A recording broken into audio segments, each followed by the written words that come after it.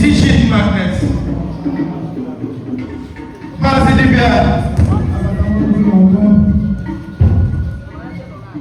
Onye chikuzi akọpụta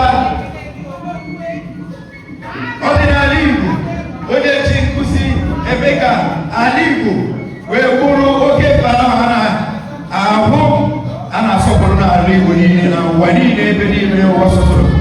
Maazị dibịa dị teaching magnet. Igwe arụ ofu onye na ndụ. Igwe arụ ofu onye na ndụ.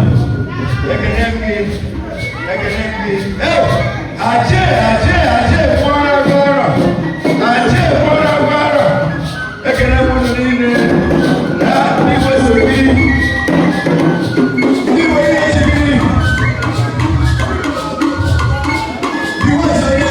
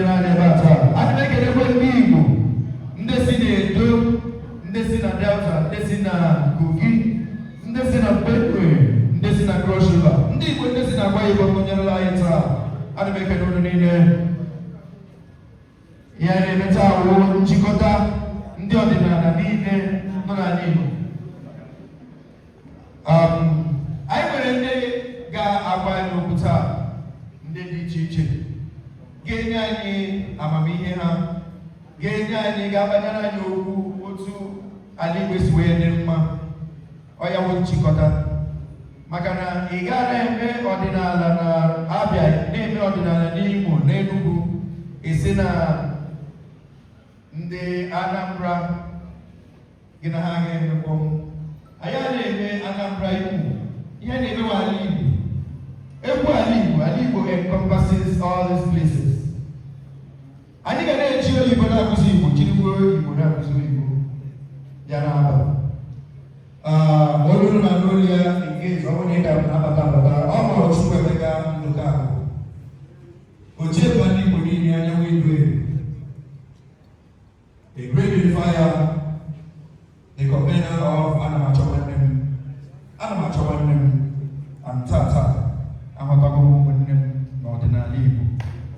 Only name Ordinary Igbo, Wanem. It's a body. Anamekele Ndeze, Anamekele Ndeze, De Akachi ndị na-achị obodo, ana m ekene ndị dibịa, ndị ji mgbọrọgwụ na mkpa akwụkwọ abụọ ya. Ana m ekene ndị dibịa, ndị na-ewepụta amamihe, ndị na-akụzi Igbo, ndị na-akụziri anyị mee ka ọdịnala Igbo ka wụrụ ihe kwụsịrị ike taa. Ana m ekene Igwe Arofu onye na ndụ. Igwe Arofu onye ana m ekene gị Maazị Dibịa, the teaching magnet ana m ekene gị. Ana m ekene Ajie mmụọ na ngwa arụ na ụmụ eri niile, ana m ekene gị. Ana m ekene gị. Ana m ekene ndị Igbo niile ndị gbakọtara anyị taa, ndị si ka ihe ọma na-eme, ndị kwadoro mmemme a, ndị kwadoro njikọta ọnụ a. Asị m ụdịrị otu ọ bụla isi wee tinye aka, iwetara amamihe, iwetara ego, iwetara ntụziaka, mmachi kwuru mmachi, ndị na-elere m na overseas, ndị na-elere m na America, ndị na-elere this unification taa na Europe, na Australia, na Asia, na Africa niile, na gburugburu Nigeria niile. Ana m ekene unu, asị na mmachi kwuru mmachi, ọ ga-akụ unu n'aka. Aga m ewere otu aka maka na anyị ga na-ewere ya n'ofu n'ofu. Anyị nwere ndị ga-agbanyere anyị ụka, ndị ga-arụtụsi aka na ihe nke a bịara taa. Ihe a bịara taa ọ bụ gịnị?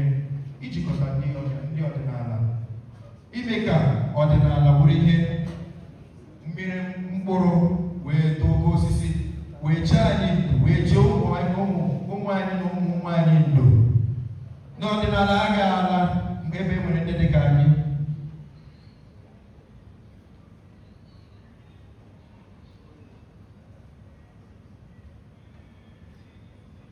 Ndị si na ọdịnala agaghị ala maka na dịka anyị mechara n'ụwa taa, a ga-enwere na mkpụrụ anyị bụrụ. Ọ bụrụ na anyị akụ mkpụrụ ọdịnala, mkpụrụ ga-eme ụmụ anyị ga-eji chete na ha bụ ndị Igbo mewebe ebe a kwụsịrị. Ọbịbịa anyị bụ wee nwee isi. Ana m amalite odiri mmadụ dịka the teaching magnets, Igwe Arofu onye na ndụ, Igwe Arofu onye na ndụ, Maazị Dibịa, ka o nwee ike ndị igwe na-abatakwa n'ụlọ.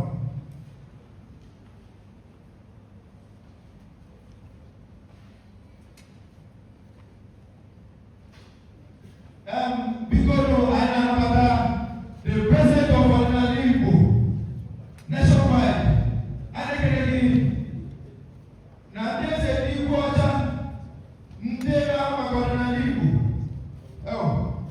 Onye eze, ekele m gị. Ezigbo ana m ekele gị. Nnọọ. Onye eze, ị ga-adị.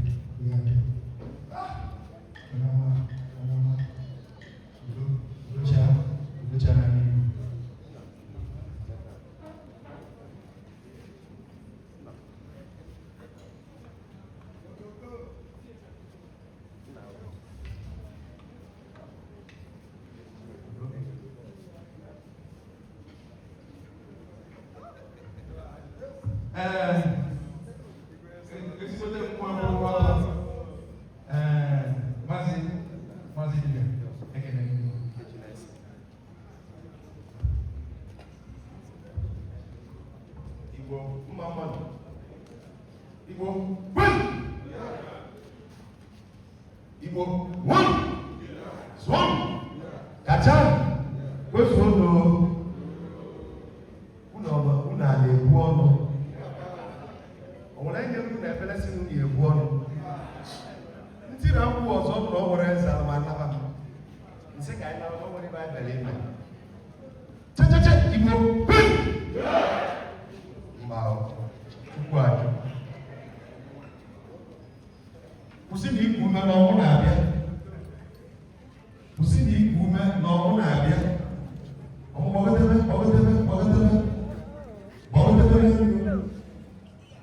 kwụsị na iku ume na ọnwụ na-abịa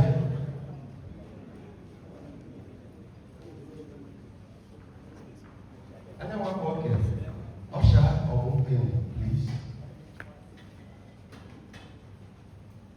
nekwa ọkpala igwe igwe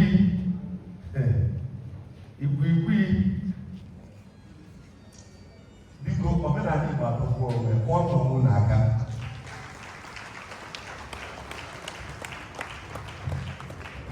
ịbụla ahụ n'ịchọ ịnọ n'elu ụwa pụọ ya n'aka ya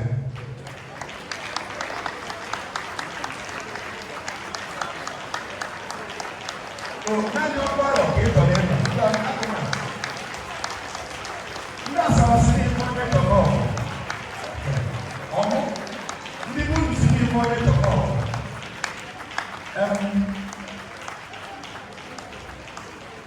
biko tupu ka ị gara ọcha mụ na je ka nwaanyị mọbido mụ na je enwere ibe njikwa nọ ndị nna enwe ibe anyị na-eme ibe njikwa sọsọ adị ya aghọta m karịa mbọ mụ na-agụ arụ ịghọtara ibe nna-ekwu site ile anyị oche ebe enwe ochekwala agba ọmụ nọkwasị ala ya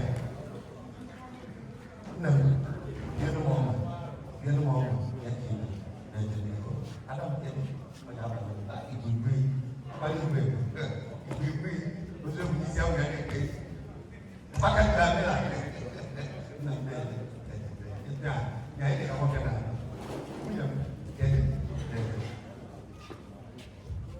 biko ibe njisi ka mkpụrụ ọtọ bụ okwu na okwu na-abịa m arụ abụ m onye nsọ okwu a na-ekwe m ekwu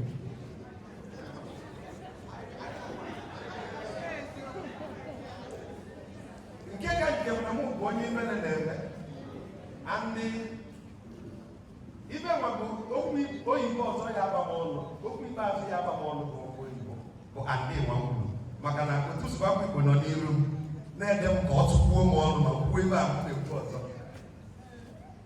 ibe mere ya bụ na omenala Igbo bidogoro n'asụsụ Igbo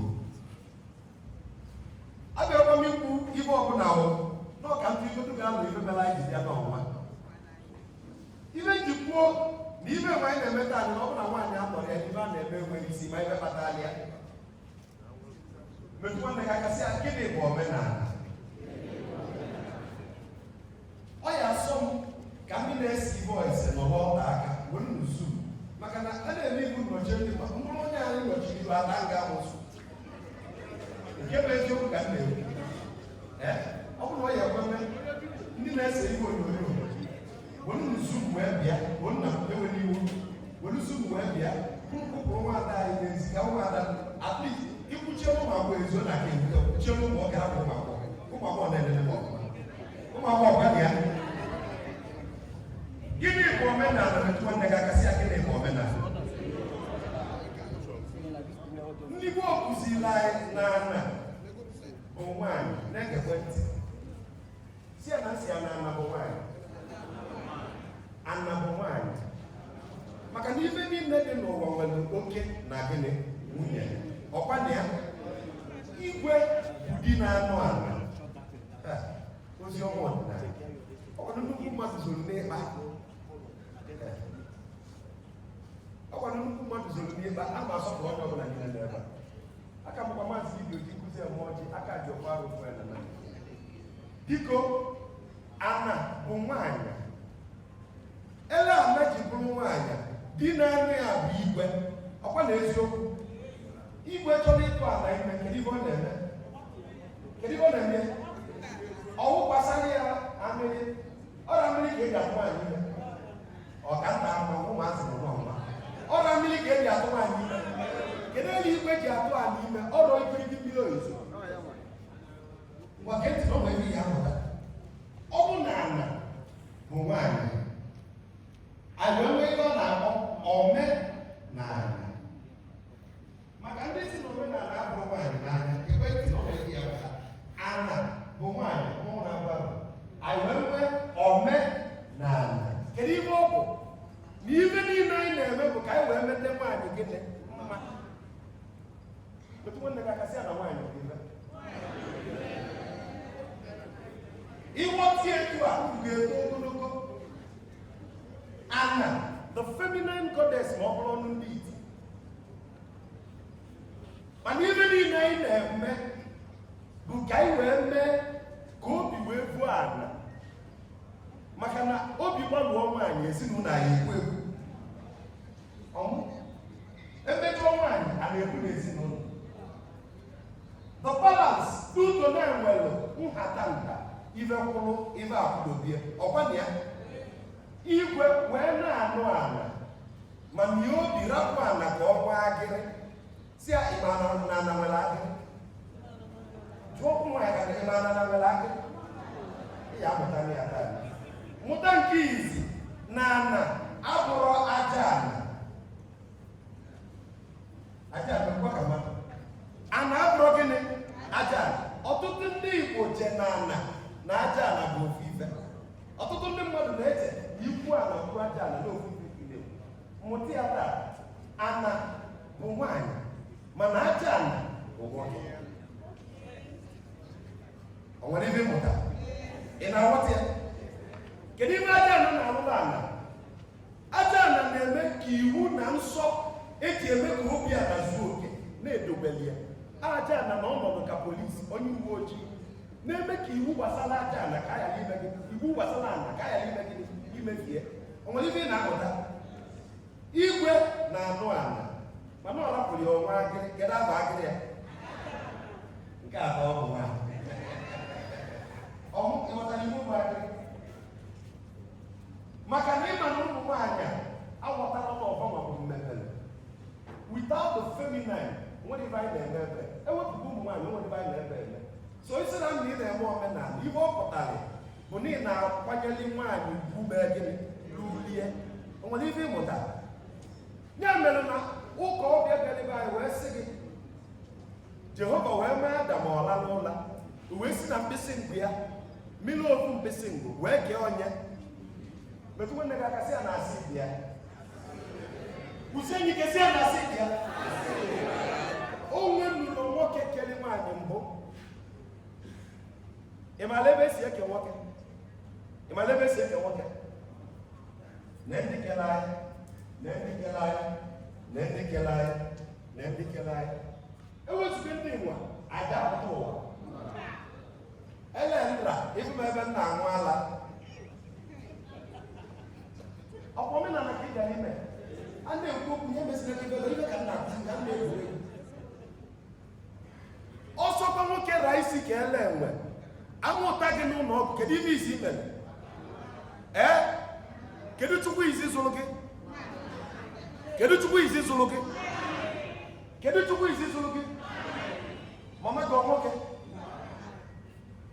mana kedekwa ụzụ na-akpụ nwa metụ ụzụ na-akpụ nwa aka kedu ụzụ na-akpụ nwa kedu ụzụ na-akpụ nwa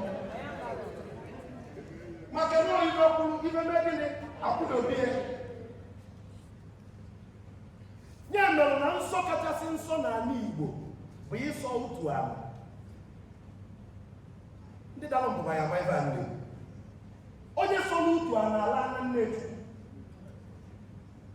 ọnụ ibe okwu onye sọ n'otu ala ala na Nnechukwu meaning the highest form of ritual odudo nsọ kachasị nsọ n'ala Igbo ma ịchọ ịda mbụba bụ iwe tutu ịsọ n'ala o nwere ritual a na-emeli emechela iwe tutu sọọ n'ala gosi na site mbọsị abụ gaba o nwere ozi nwaanyị ekele eke ihe edina maka na ile ana gịnị Nnechukwu you've attained the highest level of consciousness onye lalụ Chukwu onwe ebe ọzọ fọ ka ịla utu ya ala atakwa o nwere ibe na-amụta n'okwu nwa kedu ibe na-ekwu ome na ebidobere kwa m ozi ọma nọ ibe anyị ji bịa ka m na-eme ka nkọwala gị maka na ọ na-eme ma abata ma dịka ụmụ nwaanyị ọ na-egwu egwu mana unu emere nọ maka unu ka anyị ji bịa ewezụga gị mma na ebe ewezụga gị mma na ebe ewezụga gị mma na ebe ome na mmebere ibe emere ka na wee zuo oke maka eti na ọ nwere ibe ya mụta na ibe aja ana ji wee nọnyela ala ana nwere nsọ dị iche iche e na-ebe ana uru a na-ejukwa ana ejukwa ka e wee mee ka ana bịala ibu mmetọ ewele aja ana debe ka ọ bụrụ onye uwe ojii na-agbazi unu emejọ na ana maka na onye na-eweta ndụ ada ewelu ndụ aja ana nọrụzie imezie ịbịa saa ibi ọkwana ya kedu ibe niile na-eme ibe a ka ana wee mee gịnị ịma na ekwuo when we talk of nwaanyị we are referring to the divine feminine aje abịara a na-eme mmụọ ewee nwee mmụọ nwoke nwee mmụọ nwaanyị kedu nke eyi ụzọ abụọ mba ka iwere ọnụ igbo gaarị si ọmụ nke gịnị ịnụ ibe okwu abịa n'iru mmụọ nwaanyị dị mmụọ nwoke nọ eburu ụzọ mee gịnị metụ nwanne gị akasị ya na nwaanyị bụ ife omenala na-achọ ka o gosi gị na ndị niile abịa tụrụ anyị asị igbo ejiri nwaanyị egwu egwu ya mere na ya ejiri nwaanyị anyị eje ọgụ ịmara ife kpatara ya ọ na-aghọta ibe nna akọwa ome na ana metụ nwanne gị akasị ya ome na ana mana ọ bụrụ na omenala na-ekwu mana ọ bụrụ na omenala bụ ibe ndụ ka e wee mee ka obi dị nwaanyị mma ọ gịnị ka agbụrụ nwa ji akpalizi ụmụ nwaanyị maka na ibe kpatara ya bụ ụka ọbịa God the Father, God the Son, God the Holy Spirit kedu ebe God the Mother nọ ọ na-aghọta ibe nna akọwa since anyị ji pụta ụwa je since iji lagbugoro ha ọmụgụ onye nwere obesi bụ nke nwaanyị ọzọ ọmụ since anyị ji lagbugoro ha mkpịsị ngwuru efuro nketa ụlọ ọkụkụ nwaanyị na omenụlọ mana nke enyi anyị ma na-eme na nwaanyị tụrụ ime ome gịnị ọmụrụ nwa n'ụga aka ndị gboo gwara anyị si anyị n'ụga aka na o nwere ụmụ nwaanyị tụrụ ime ma nwoke alịrị ọbụ elu ịnụnụ ya mmụọ n'ụga aka na o nwere ụmụ nwaanyị tụrụ ime ma nwoke emetụrụ obe aka oyibo kpọrọ ya parthenogenesis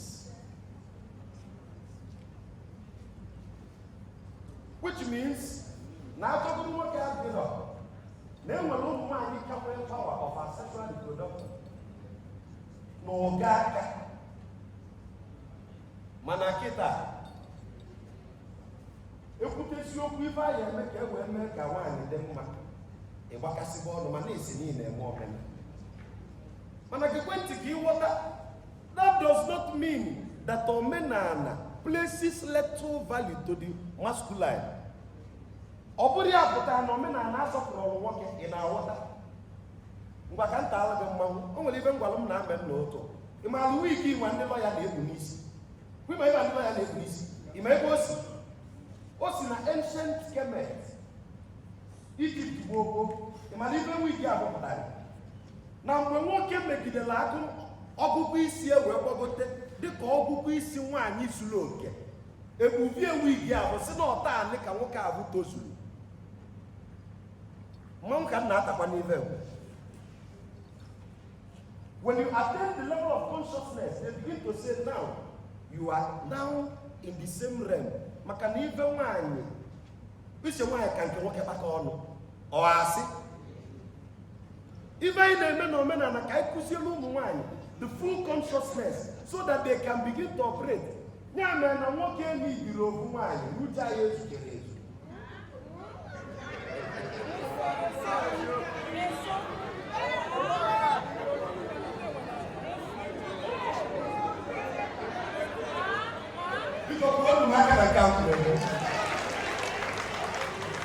ekwụsịrị m nke a ọbụzi aka mụ na nwaanyị osiri n'okwu maka na anyị enwechara uche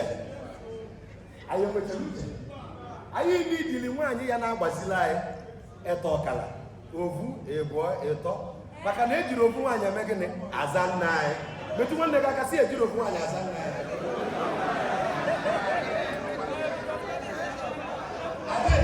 ebe nne m okwu ma ọ na-anabara ụmụ nwaanyị olusie saịdị nkata anyị si mụ biko ọ dọrọkwa nwa sinsi m na-ekwu okwu nwa ọ na-adabara ụmụ na ụmụ nwaanyị elusie m na-ejiri ovu nwaanyị aza nna anyị unu amịa mma ịnụ mma unu n'ọbụ n'olube mgbe eji azọ mmadụ na-egekwe ntị kedu ife bụ ife kwụlụ ife akwụdebie oyibo kpọrọ ya duality everything dị n'ụwa nwere duality ife kwụlụ ife akwụdebie ọ bụ na ọchịchịrị adịrọ ife ama ndị mgbe anyị na-eje ụka o nwere ego anyị na-agụ ọchịchịrị n'ihe enweghị mmekọ egwu ahụ ụdala ịfọkwa ọchịchịrị na ife nwere gịnị ewepụ ọchịchịrị ma ngwa ọkụ nwa ewepụ ọchịchịrị ibe ama nguzo nye ka anyị ji nwee aka ose ihe ojii ọkwa ya ka modern sayensị na-akpọ kịta the black hole black hole modern metascience na-ekwu kịta the black hole the energy of all energy mana ndị gboo amagolie dịka aka ose agwala unu si na unu amara ibe anyị na-eme unu chere na ibe anyị na-eme bụ just ka anyị yi akwa tee nzu n'anya gbala akpali ọ bụrụ ya na omenala metụrụ ebe niile dị n'ụwa mana akwụkwọ ị na-agụ agụ mana anyị na-akụzizie ị na-amụta nke mbụ na ebe anyị ji eme omenala ọ nwaanyị na-atụ ime ọkụ ya ọrụ nwaanyị na-atụ ime ịkpụ ịmụ mkpi kịta akpụ ịmụ nwunye ewu kedu onye ka mere ife ọma aje ịkpụnye m mkpi kpụnye m nwunye ewu ọmụ kedu onye ka mere ife ọma mụ na ịkpụnyere nwunye ewu ka imere ife ọma mkpi aje bụ ike chọrọ jebe buru utu jebe ebe ya eje ndị na-agbara ọra mana nwunye ewu m ya anọ lata mkpi ọzọ ọ tụọ n'ime gịnị ya eme biko onye na-ekuru mmadụ ime onwe nwa onwe gị asị na mgbe ikpebi ihe ikuru nwunye ewu a na-akọrọ ụda akara akọ ewu m mụọ nwa ije arọ na-abọ bịa mkpi ya jee atụọ na nwunye ewu 100 ime mana ewu m amụọ na alụm nwa 10 ịghọtara maka na nwaanyị na-eme ka ọmụmụ na-abawanye ụba mana nwaanyị n'ụwa kata ọya atụ onwe ya ime nwaanyị ọya atụ onwe ya ime metụta nwanne gị aka sị ibe mkpụrụ ibe akwụdobi ya nye mere omenala ji akụzili anyị balans na nwaanyị nwere ọlụ ya o nwere mbọsị na-eme nkụzi si na nye nwere ibe bụ gender equity na omenala Igbo gender equality sorry na nye nwere gender gịnị equality na nwoke na nwaanyị alụrụ nwa bụ maazị dibịa ama mbụ nwa n'afọ m wee dị na mpechene ọbụ ma ebe bụ ịdị na mpechene wee dị na mpechene ọnwa wee gaa iteghete wee chịba nwa ka eke iru m ya dị ebe nna achị nwa makwa n'iru m ibu ebe ndị iru m na-achị nwa enyenugo nsị akpaka ịmara ka ọ na-adị meziela ụmụ nwaanyị ebere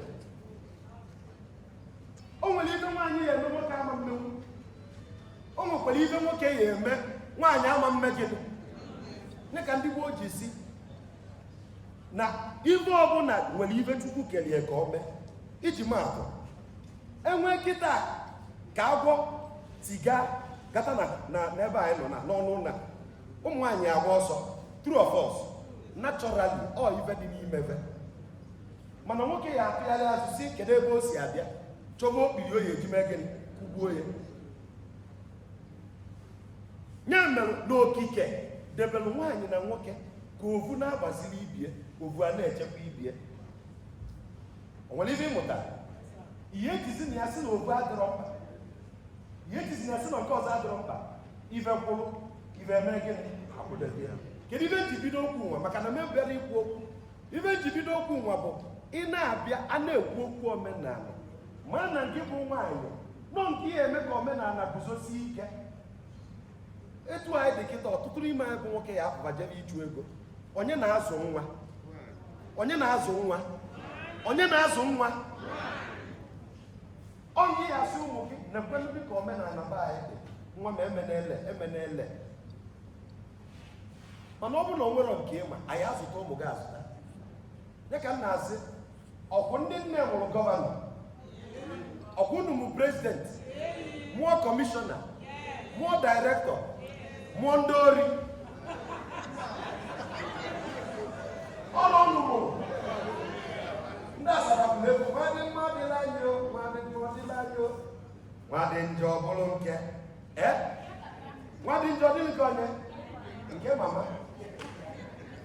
Nya mere kedu ibe m na-akọwa omenala ife izi iji amụta taanị na nya bịara ebe maka ikpo oke gekwentị na mmadụ nọ n'elu ebe nwa abụrụ na ọka gị baa uru. Ọ na-aghọta okwu m? Ọ na-aghọta okwu m? Ọ bụrụ na onwegwu ndị Chineke nyere kafa dị ka ndị ndu ọkwa ife anyị alụba anyị na-esoghị eso. Ife m nwa nọ bụ onye ọbụla ya edu anyị bido anyị maka ife na-eme gịnị na-aga aga. Biri ka m biri. Ife anyị na-esi onwe bụ ka ọ gaala Igbo ka anyị nwekwa ife eji atụ anyị egwu. Ndị n'iche na o nwere ife anyị maka fafụ na ya ama ahụ ife. Ụbọchị buru ugbo ofe ekwetara na onwe mgbe anyị anọkọta kpokọta onwe anyị ọnụ asị. O nwere ebe na-ekwu okwu si na ife nna anyị Chukwu Masoludo mebere nwere ụlọ ọ baala anyị. True of us. True of us. There is sense in every nonsense. Kedu ụlọ ọ baala anyị? Ijiri gị aka gị taa gụọ onwe gị abụ si onwe gị ebe ọ bụ na-eme gị anyị nke ntụtụ ntụ kedu ibe anyị eme ka anyị jiri aka anyị kpokọta anyị onwe anyị ọnụ rọpụzie ata na gịnị kụwa n'usoro udo aka.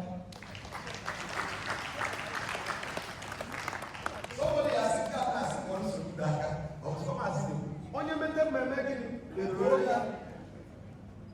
Ibe nna m kụziri m na ibe ọbụla ị na-eme n'ụwa gbaa mbọ ka ịpụta ezigbo ibe n'ibe ọbụla mere. O nwere nwaanyị na-agwa okwu nsị ya ị na-atụ alị na enyi nwoke rapụrụ gị na ọ nụrụ gị. O nwere ibe ịmụta n'oge gị na ya nọ nwekwe mkpụrụ ọkụ nye gị n'ime ka iburukwe nsusu a na-ebunyekwa onye ọzọ.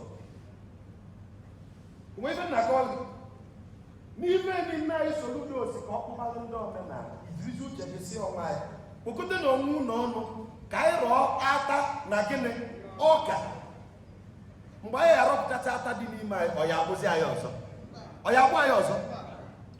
Because the vision is that by 2030 or thereabout, the next Commission of Culture na Anambra State ya abụrụla onye ọdị.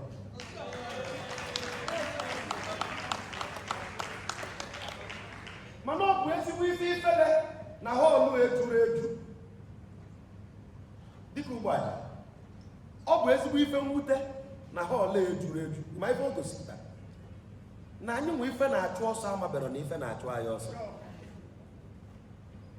Maka na taanị ekwu na ya ama aka attendance sọsọ onye bịara ebe a taanị ka ọ ya abụ ife libido echi anyị pụta zọọta ya. Ọnụlụ ife nkwu ọnụlụ ife nkwu ife ji na-akọwa ife a ka ị ghara isi na ọdabido oge anyị abịarọ. Ọrụ onye anyị vụrụ ka anyị ma ọrụ onye anyị vụrụ ka anyị ma anyị na-eti mkpu anyị na-eti ka anyị kpokọta onwe anyị ọnụ. Ị lụrụ anụ gị ụka sị ka ị pụta o nwere esi gị weta ego ọkwa gị pụta gidigidi bụ gịnị metụkwa nwanne gị akasị ya na onye ọbụla amakachasị taa. O nwere ife ike ọdịnala na-eme mmadụ ine na onwe gị otu sụbakwa Igbo mgbe ị na-apụta n'ụtụtụ nwa mgbe ikele gị ike nwa o nwere ike ngara gị ịma na o nwere ihe dị iche maka na ije ọdịnala a na-aga eke ngara ekike ọdịnala nwere ugwu ọ na-enye. Ọ bụ na ndị sụrụ Igbo asị na ọstis kụwa na maka ana m asụkwa Igbo. So kedu ibe okwu na isi m na-ekwu taa dị bifo ọnwụ nne m ebido na o nwere ibe mmali m na-ekwu n'okwu amaramari bụ ịnọ n'ebe enwe bụrụ obi ibe n'obi. Omenala a na-enedara nwaanyị anya maka na mmemme ọdịnala bụ ka e wee mee ka nwaanyị dị elu. O nwere ndị sọpụrụ nwaanyị n'elu ụwa karịa ndị Igbo. O nwere ndị sọpụrụ nwaanyị n'elu ụwa karịa ndị Igbo. Ibe eji si nwaanyị ele na ana bụ na ana bụ nwaanyị. Nwaanyị ọ na-eji aka eke onwe ya di? Nwaanyị ọ ya eke onwe ya di? Ibe eji si nwaanyị alị na nkwụ bụ na nkwụ bụ nwaanyị. Nwaanyị ọ na-ala ibi elu. Ọkwa ndị oyibo si na lesbian. Anyị na-ala ibe anyị elu. Nne m ji si nwaada anyị bụ Chimamanda Adichie ọda akwụkwọ nsị na nnọba Chimamanda Adichie ana kọwalị ya omenala Igbo. Her mindset about feminism will change. Maka gịnị? Na nwaanyị bụ ife n'ala Igbo. Ife niile anyị na-eme bụ ka anyị wee mee ka nwaanyị dị ebube. Omenala bụ iji mee ka nwaanyị dị ebube. A sị na nwaanyị nọ na nsọ, ife eji si ga-ejekwu na nwaanyị nọ na nsọ abụrụ na ọ na-asọ oyi. Metụ nwanne gị aka sị ya na ọ bụrụ na ọ na-asọ oyi. Nọ na nwaanyị nọ na nsọ na ọbụlụgo ọnwa, ọ bụrụgo nnukwu alụsị. Alụsị ndị dị n'ụwa a na-eyi akwa efeba, sọsọ ofu alụsị ka agba ọta ebe. Kedu alụsị dị ebe ahụ? Kedu alụsị dị ebe ahụ? Kọmelu nwaanyị alụsị agba ọta ebe. Adị, iyi akwa efe alụsị a. Ibu m ebe m na-ebe alụsị nke m, ana m agbapụta ka ọtọ kpara. Alụsị niile dị n'ụwa na-eyi akwa efe. Adị, ị na-agba ọzọ na-akwa ọtọ. Mana ofu alụsị ka ọ ya adị iche iche. Ofu alụsị nọ na-akụgo. Ụmụ alụsị nọ na-akụgo.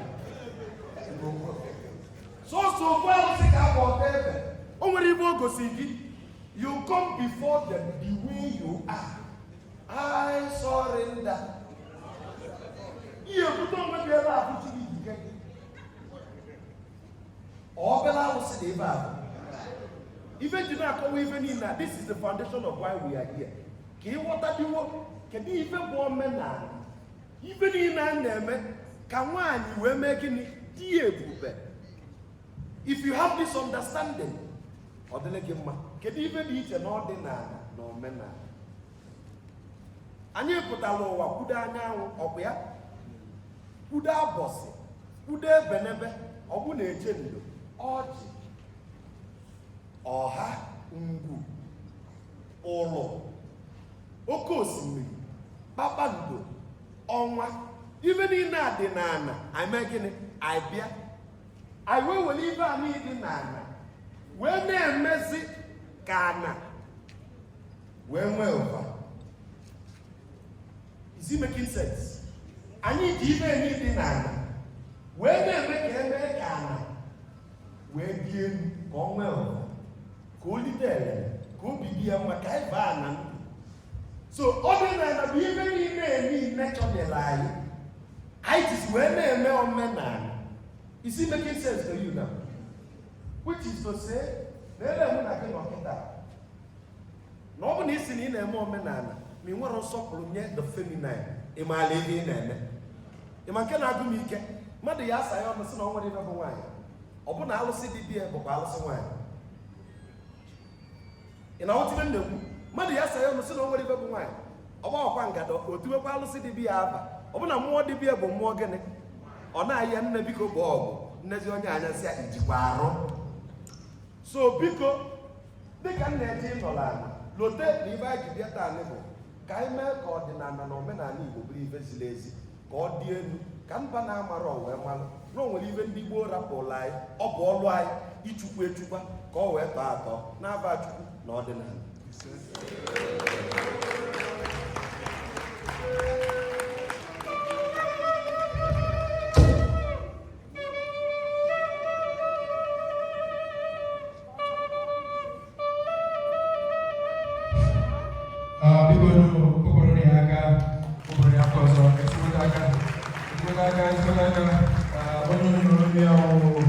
The teaching magnet, Igwe Fonya Nandu, Mazi Dibia,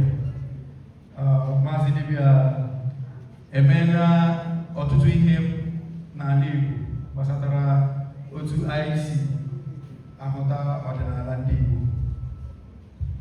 Omego ya were nkụzi na nkọwapụta were mee ya onwe ike ekweghị nghọta maka na before now ụfọdụ ndị na-ahụta ọdịnala Igbo ka ihe rụrụ arụ.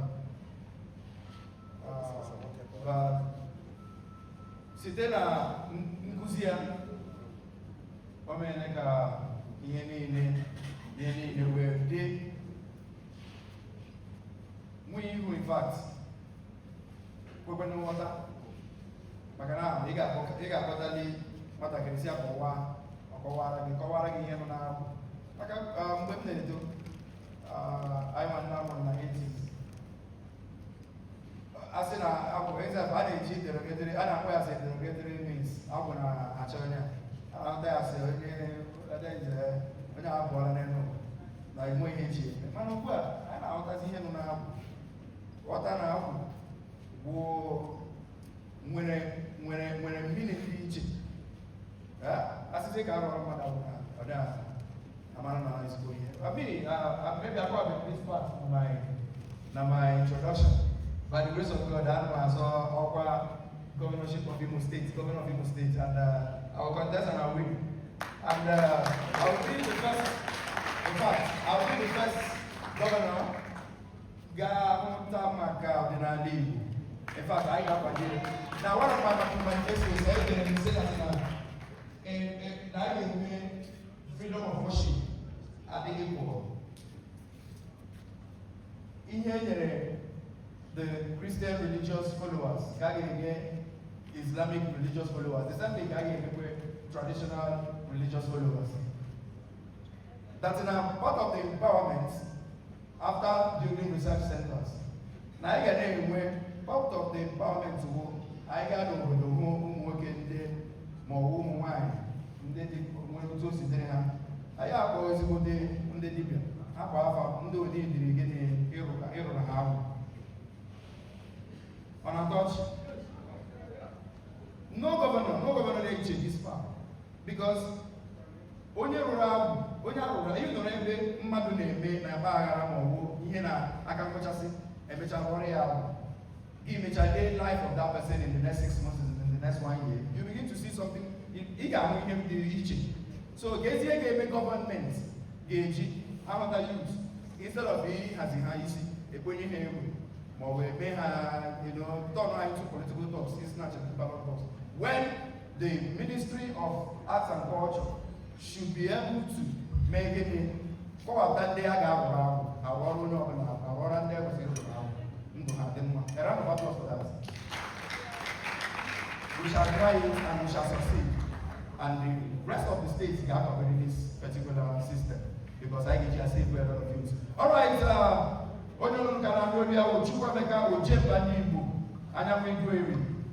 have a lot of dignitaries in the house. I have especially in this. Why they book with Martin on podium, I went to this podium. Guess as you go there, why or Calicia, Nanioma, why you that is spiritually she's connected and physically she's connected. Her school is more of a spiritual school, and I have so much respect for her. When you go there,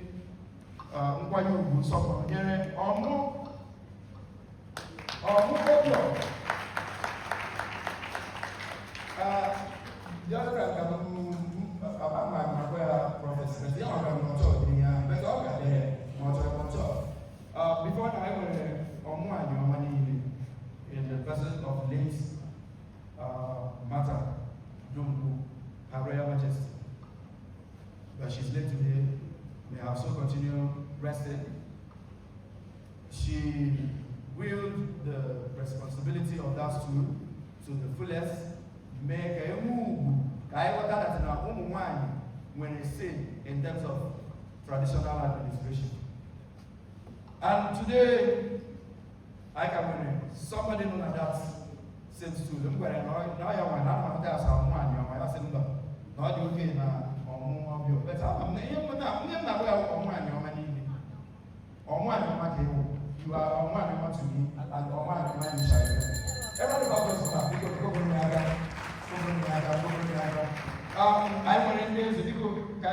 nwere ndị nara na n'isi ya. Ndị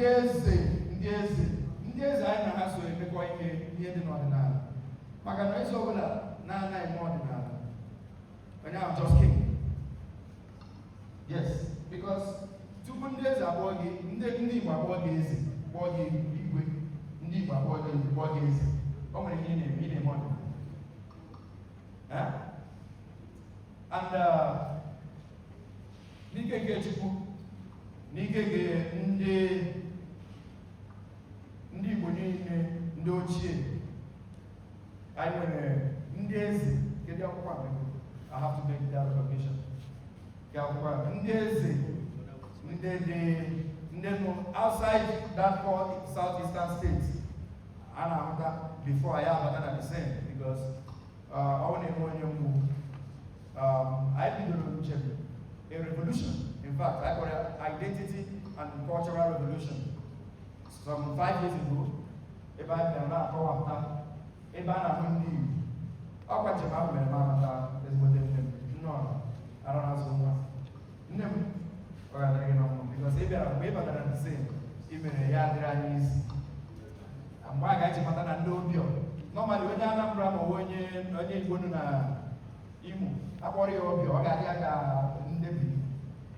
I bought you up your Gadiaga, here now, Yalan, Madam, my mother. The purpose when you know, there was a right you know the Yaman who will always good day, Ada is a cheat. Because of the cause of it.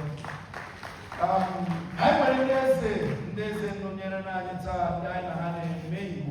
I didn't with me, and I will be one hour, like a nega. You mean you will need to get it with that. You won't need it would be neck HG. When you will give me no nagene asusu, na edime, Gendi, women edimate Jimani.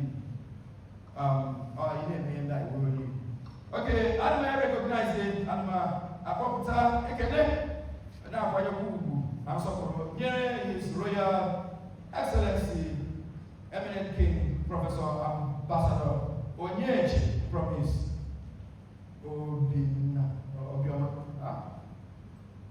Okay, I'm His Eminence, Professor Ambassador Onyechi.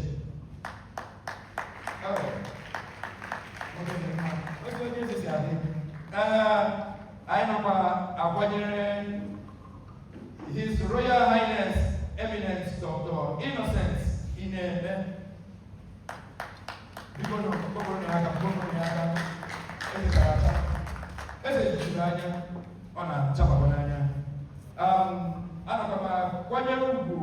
His Royal Highness King Engineer Kenneth Opara JP Justice and Power. Because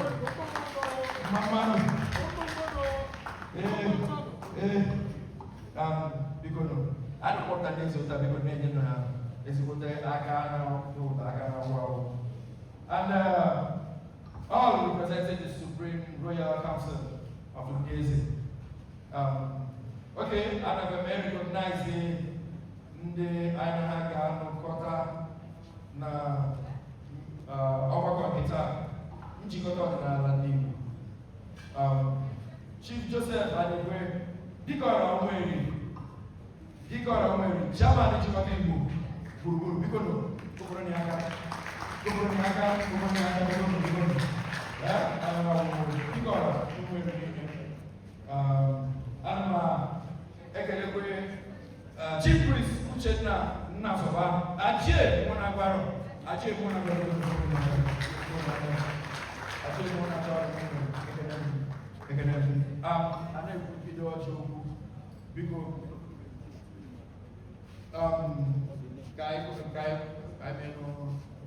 okay. All right. First of all, I recognize Nze Adamawoge, Nze Zugu na Agulere, the two educator. Nze, for the last 1 week.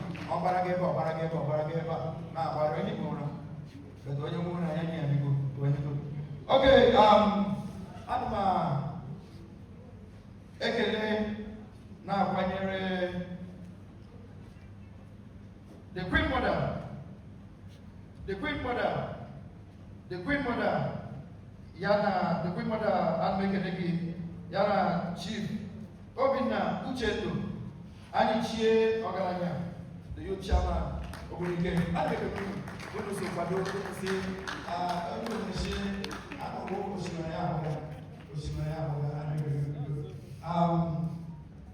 Biko Abaptakwa, Chief Michael, Chief Michael Nasaba, Chimereze Numeri, Chimereze Numeri, Chief Michael Nasaba. Alma Aquanu Gune Sokoro, Nye, Aha, the Chalumpa, Esbota, Munaya, Akawana, Deputy Chichi, Ejimera, Dekele, Laura Ngoseka, Nochi. I am the founder of Wako Omada Ordinary Cultural Association. Take a man that I come and go mind. You might Nali, because we're going to Akamakana. On I go and see the nationwide. All right. This is Nega Wampo, Justice Abawa, Director of Diaspora Affairs and Entertainment. Because we're going to get everyone.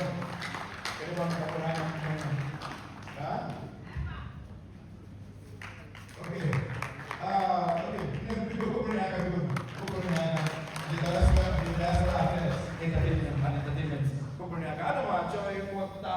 The Queen Mother people.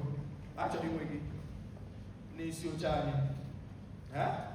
Umuwanyi. Yiki kumuwanyi mwe no ordinary ko irika. Basi ndi baba kwa kuzika. And as a feminism, this is feminism now in America. Mungoje na kwa mwana. Here you are that's of my fathers. Eto now more now when nanya nune titi nnem na nna onwede kwesịrị ibu ya. So site na ọgbakọ nchịkọta ọdịnala ndị anyị ga-akọwara ndị ntorobịa akọwara ụmụ anyị na nwoke kwesịrị nwaanyị na nwaanyị kwesịrị nwoke ụta akọ ga-esi adị.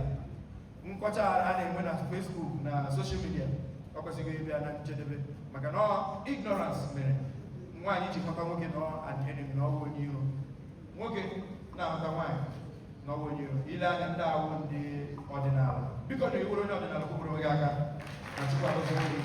Iwere onye ọdịnala ndị kwụrụ gị aka Chukwu agọzie gị. Okay, anyị nwere ọchị ndị Igbo. Ndị Igbo emewe ghara ọchị. Ndị Igbo emewe ghara ịgụ ọchị maka na ọwụ ọchị wụ onyinye Chukwu nyere anyị si ya na anyị jiri na-akpọkwu ya na ọwụ anụ arụ na ọbara ya. Onye ga-agbara anyị ọchị taa wụ Achie mmụọ na-agụ arụ. Achie mmụọ na-agụ arụ mere anyị jiri ọchị ndị Igbo abịala. Ọchị a na-akpọ na-eke gụọ na abụọ na abụọ na mmiri.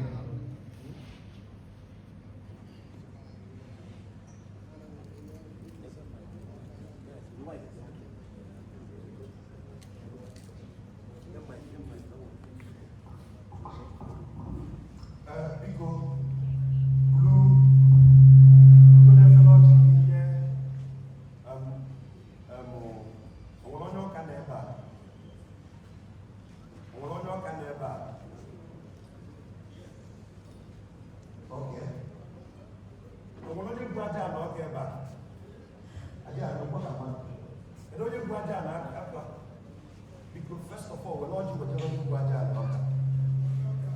I say, of your boy, on our and even even is the word, the reference. We respect hierarchy. I know my Oria. So first of all, we pay homage to people. Because my mind also comfortable that age. That is my ladder. From 60 years up, one younger. What would now one mother? One also.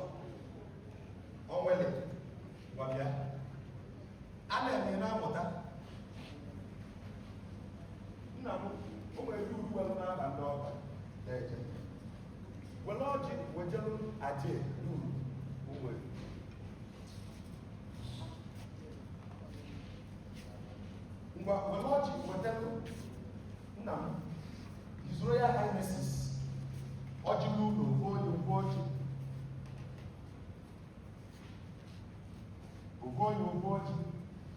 ogwu ọjị maka na ọ na lụ weta ọjị dị ya n'akpa ka ọrụ ndị bi egwe ama na ọ jelụ mba ọkwa na ya wetala ọjị ebe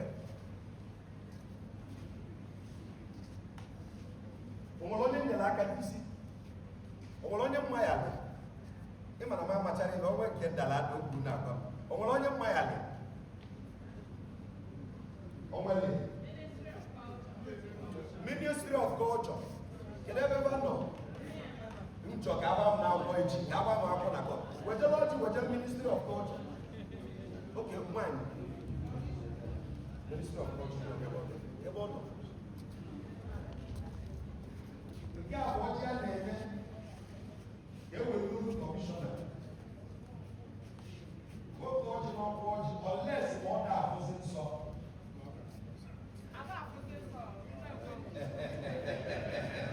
Chalụ ụzọ ka m iri ya chalụ ụzọ ka m iri ya bọdụ m n'ezi ọ bụrụgo nne mmọnwụ Ministry of Culture ibugo nne mmọnwụ na-ego ya abalị maka na ịma na nwaanyị na-ada afụzi nsọ n'ala Igbo bụzi gịnị nne mmọnwụ n'ụlọ ịma na bife bụrụ nne mmọnwụ ihe emekwa ekwe mgbọ imecha ekwe awee chịtara gị anya na-eburugo gịnị nne mmọnwụ ọ bụrụ bụ isi ndị eruga nne mmọnwụ a na-amụtakwa were ọjị wetara ọmụ yes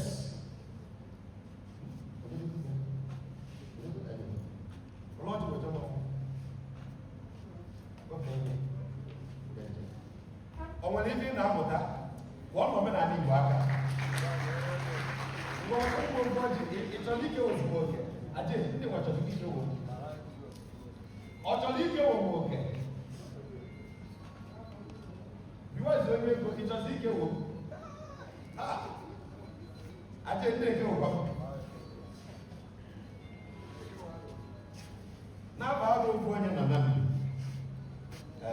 ngwa ọdụ Igbo okwu ka iwetelu aje agọzie ọjị onwezi onye ekwesịghị inye ọjị afterward we can give ọjị out okay a na-amụtakwa ibe anyị na-eme biko cherukwana o nwere onye ụfọdụ kedu the oldest person nọ ebe a Chineke gba alụkwa m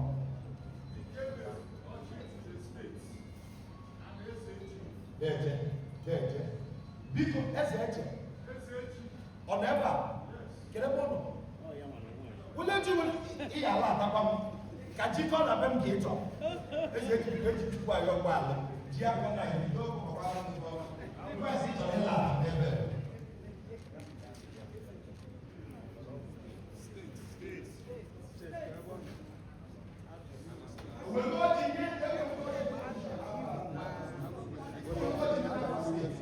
biko kedu the oldest dude n'ebe a bụ nwoke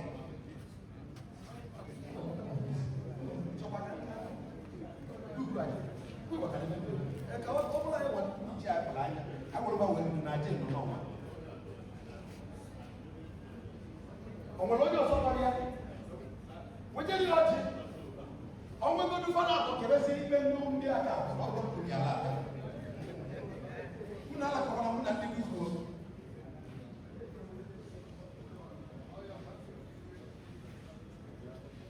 kedu ndị mmanwụ tọkarịcha ndị mmanwụ ebe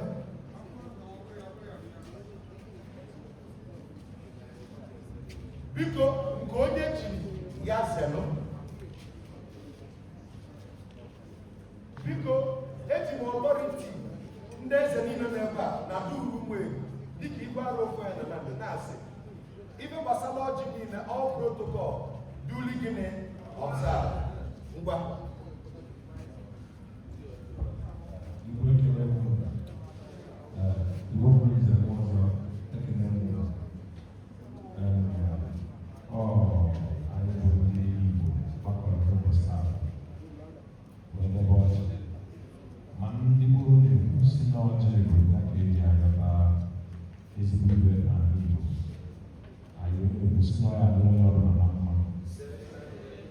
Ọ bụ nye ya bụ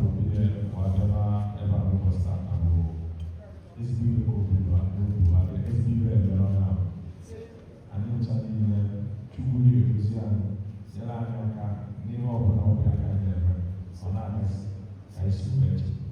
Wana ichukua kila hapo. Kuli nimeelezea kwa chakula cha nini ndogo. Aya msile bana ndogo baba ndogo. Oh, ilikuwa ni chiche, ndio ni chiche kampani ni chiche. Chukuye bana ewa bana mchiche ndio na hapo na hapo na bana hapo.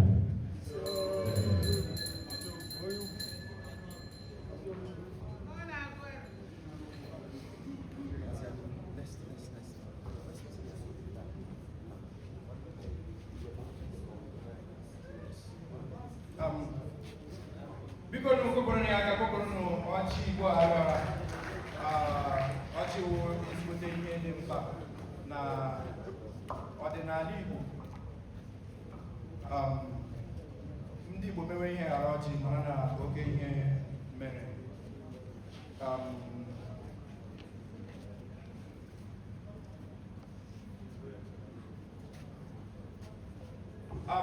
N'atụfughị oge ana m eji ohere a na-akpọbata His Royal Excellency, the eminent King Professor Ambassador Onyenche Promise. Ana akpọbata n'ọgbọ. Thank you, Your Eminence. Thank you, Your Highness. Thank you. Anyị ekele gị. Na-akụ aka na Abraham Osoro.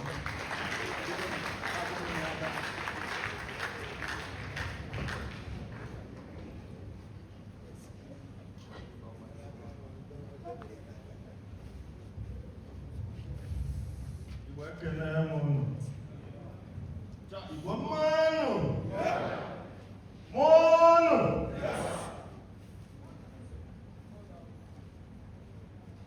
naanị echichi niile nọ n'ala Igbo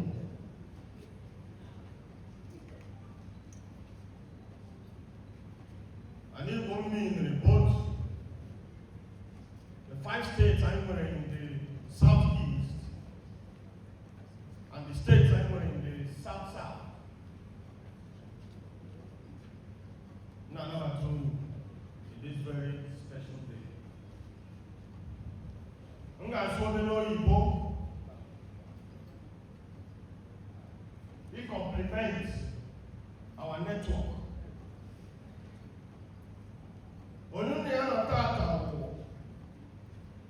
Is a chamber one of a chain in Rivers State.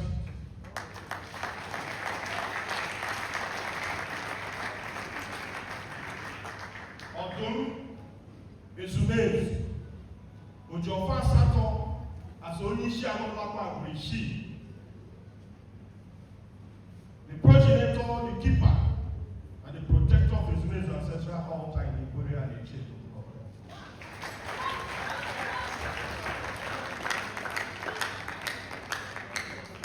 Currently, the National Secretary General, Supreme Royal Council of Traditional Rulers involved in Otena, all over Nigeria.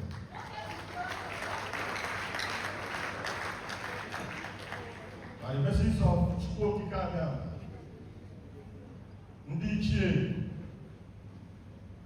Naburina Nagoro and Nina Garanosi,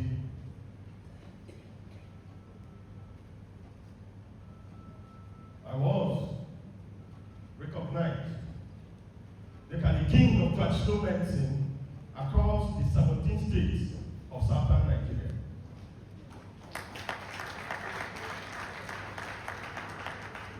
In my entourage are kings from Akwa Ibom and other states in the east.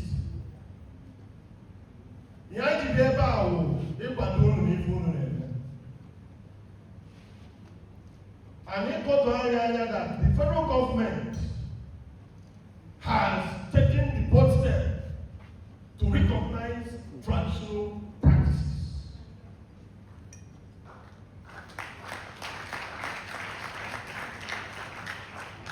And under the Federal Ministry of Arts, Culture, Tourism, and Creative Economy, there is a department that is solely entrusted with preservation of our cultural heritage.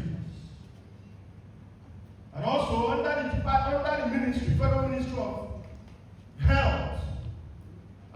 welfare, there is also a department called the TICAM department, which is Traditional, Complementary, and Alternative Medicine Department.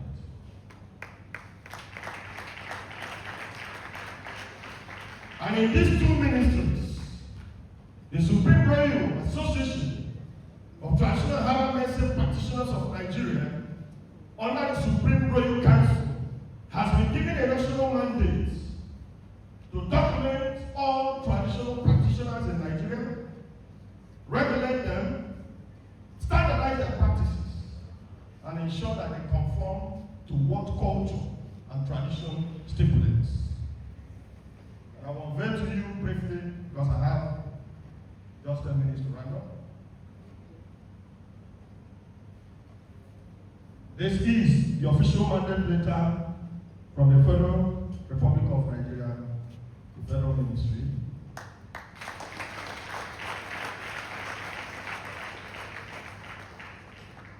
And this is a policy.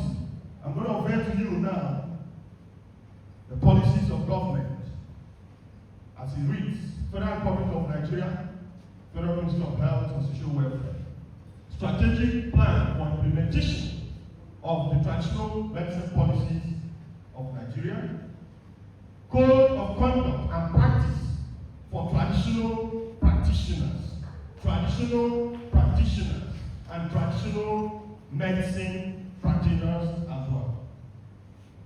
Also, there is a traditional policy that borders on medicine, both spirituality and herbalism when it comes to Nigeria now. There is what we call the Federal Republic of Nigeria Essential Medical Plant List. So you will not know that. There is an enlisted plant and herbal list approved for your practices. Then there is the current situation of traditional medicine production and registration. This is the policy document. Why do you have it today? I say I know document in there. Or can you imagine that the consciousness to move traditional practice from that communal level to an internationally recognized level has already been prepared by the government since 2025. Policy and we are enacted March 2025. And on November 26th, there was a national summit in Abuja where all traditional rulers from the north, south, east, and west gathered at the Federal Ministry of Health Conference Hall. And in no time, His Royal Highness, Emir Ambassador Abdul Razak from Kano, was elected as the national president of this movement. And I, His Royal Excellency, was elected as the National Secretary General to represent entire southern states within the Supreme Council. Now, ndị a ji gbasa unu, ndị nọ n'omenala, ndị na-eme ihe nọ n'ọdịnala. Ụka anyị nwere that as we speak, there is a digital capturing and registration process for onye ọbụla nọ n'ọdịnala, which avails the opportunity of this digital. I believe we just registered with Toto, he has gotten his own. And a certification, because the federal government is giving out license for all practitioners. Giving people of working, Makana, fake people as a member, or who they report on that part. People of police, they can see money Yahoo. You can be intimidated by anybody because there is no certification and authentication of what you do. Right now, if you have your authentication in a report to anywhere and nobody can molest you, provided that what you have captured in the digital system is what you practice. getting the point. Even at capturing, the day that he will have it, meaning native for a Bible, now worry. Meanwhile, you will draw for, or when you will draw for, the day that he will have it, the budget gets you of one. If I will get a simple man, whenever you see a phone is in personal car, another 2 million, you are engaging in criminal activity. All why women are in there. And I guess you know a Juvenile Council ratification program. Even though of one region, I am at the history of Fiji. Of all when I get a better night, or we will kunu. Can we get a offer? Because a lot of things have happened. My boss in a question and one. Look at what time. Those are basic life principles.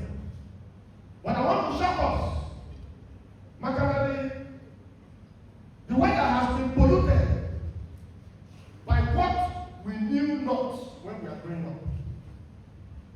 The attribute of Ezekiel is a sacred position kept for women who have attained certain positions in life.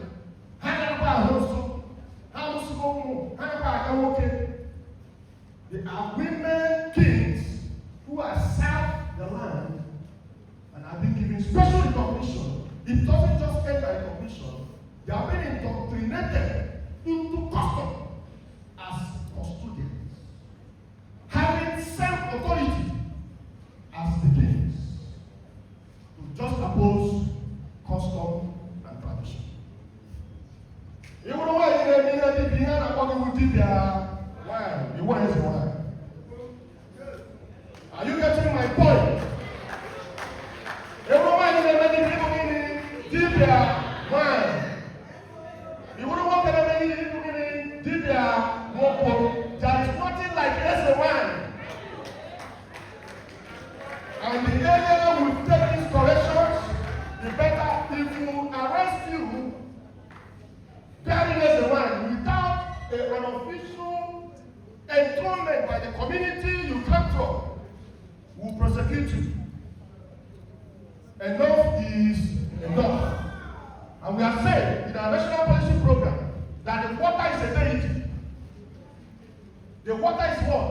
A deity. You don't go to the deity disturbing the spirits that control the planet. So who many maggie you wear the one? Who many maggie you wrote the one? Before you wrote it, I got Saga. I got Togaya. I got to get out to but if you don't have woman, let's get this clear. When you have woman and DJ, don't have any. Are you getting it? How woman, you are an ancestral priest. How woman, an ancestral priest. What do I? Abraham and the man of Loka. Or what one of the man of Loka? The argument is I find you back woman. You can't find an argument. The man of Loka. Stop walking. I cannot put back woman again. I want to encourage the organizers of this program. In Nigeria, to synergize the opportunities I will with this team and to ensure that going forward, we will cooperate and partner with you to give you the legal framework and the national recognition to keep doing what you do. On behalf of the Supreme Federal Council, I, His Royal Excellency, hereby affirm our resolve to adopt your movement into our national program. What does it congratulation?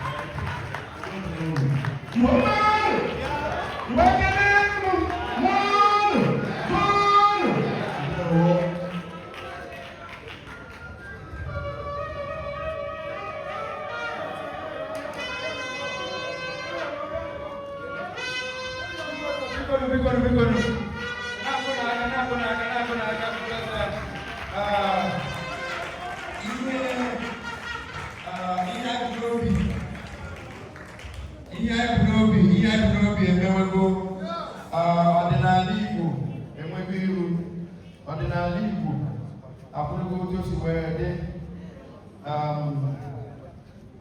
Anyị ka nwere ndị ga-arụtasịrị anyị aka, ndị ga-agwa anyị okwu gbasatara otu esi ejikọta ọdịnala Igbo. Unu n'anya ndị ọdịnala, ndị na-eme ọdịnala, ndị dibịa nwaanyị na ndị dibịa nwoke, unu this recognition nke na-abịa from the federal government by n'ike nke Chukwu, ọrụ ya wụ ihe ahụ nke a na-eche.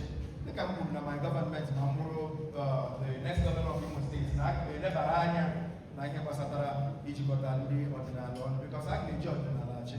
M say that na one of during my swearing in, a ga-akpọ m ga-aga, a ga-eduru m gaa anụ ọgbagamaga m iyi na agụm emebi Igbo, na agụm eri ego emewerele ndị Igbo. Ọ bụ na gọvanọ so anyị ndị gọvanọ Anambra, ndị gọvanọ Abia, Imo na ebe niile Igbo sọtụrụ, na a na-ebu ha gaa n'iyi ọrụ duo ha na ọrụ ọgbagamaọwụ ụmụ oke arụsị dị iche iche n'ala Igbo. Adịpụchọ na ihe na-emeta aga na-eme. Biko na kọpụrụ n'ọdịnala Igbo aka. Ana m akpọbata ezigbote nwaanyị Igbo, nwaada na-ahụ na asụsụ Igbo agaghara, maka na ya ga-ekwu okwu ọdịnala Igbo ghara ikwu okwu asụsụ Igbo. Asụsụ Igbo ga-eji eme ọdịnala Igbo. Asụsụ Igbo ga-eji eme ka akọwa ọfọ gụọ ya na oyibo ọ na-arụ ọrụ, agọwa ọjị gụọ ya n'oyibo, ọjị ahụ gwara gị poison, mana agụọ ya n'Igbo. Chukwu bi n'eluigwe anụrụ, ndị ala anụrụ, onye ọbụla ekere oke ya. Ana m akpọlite Nwaada Chioma, onye na-ahụ maka asụsụ Igbo ga-adịrịrị Foundation. Ọ ya nwa na-ahụ na asụsụ Igbo ka ụwa otu osiri biko na afọrọ na ya dịka ọ na-ahụte nwa nkeji ga-eji na-aga bido. O nwere naanị 5 minutes iji wee kọwara anyị maka asụsụ Igbo. 5 minutes maka na ndị okwu ndị ka ga-agwa okwu. Igbo kwenu, anyị na-alakwa ụla, anyị anọzi mmadụ na-esi mmụọ mmụọ. Igbo kwenu,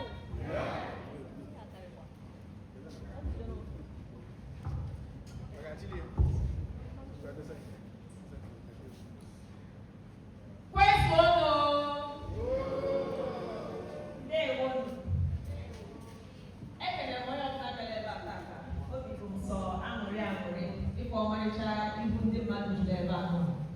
Dịka ndị isi oche onye ji ya zero, ana m ekele onye ọbụla ekelesi n'ike. Kwemọda ekele m gị nwanyị ọma, daalụnụ. Aha m bụ Adịgwe Chioma, onye isi otu a na-akpọ Soba Asụsụ Gị Initiative. Soba Asụsụ Gị Initiative, ebe ahụ ka anyị si wee bịa. NGO, ozi anyị bụ na-akụziri nwa ịmụtara asụsụ Igbo, na-akụziri nwa ịmụtara asụsụ Igbo. Obi dị m ụtọ na ndị ọdịnala omenala ihe jiri ebe a tata, maka na ozi a ọ na-abịa ekwuo ya ọ dịka onye maka ahapụrụ ya. Ọrụ dịrị ha anyị na-alụ bụ ọrụ onye ọbụla kwesịrị itinye aka njikọ aka ọnụ wee na-alụ, maka na asụsụ Igbo na-anwụ ọnwụ ka ọ dị tata. Anyị nwere ihe ụmụnna anyị kwuru n'okwu, Maazị Dibia kọwara omenala. Mgbe ọ na-ekwu ihe na ọ na-ekwu, anọ m ebe nọ wee na-eche. Ihe na-eche bụ ewezụga asụsụ Igbo, a ga-enwe omenala Igbo. Ebe a ntụpụ n'ọnụ oche ka ya bụ echiche na-abịa m n'isi. Na-asị asị dọkịta na asụsụ Igbo anwụọ, gịnị bụzi ihe anyị ga na-eme akpọ ya omenala Igbo? Maka na omenala Igbo ka ndị si ebi ndụ, ọ bụ ya ka ndị kwekọrịta ha ga-esi wee na-ebi ndụ. Anyị kwekọrịta n'isi agụ ma edika ntere ma nke ndị ọzọ tere nọọ ihe a ga-eji na-ama ndị Igbo, anyị na-eme ya. Ya na a ga-enwe nkwekọrịta tupu ihe ahụ abụrụ omenala. Asụsụ Igbo bụ ihe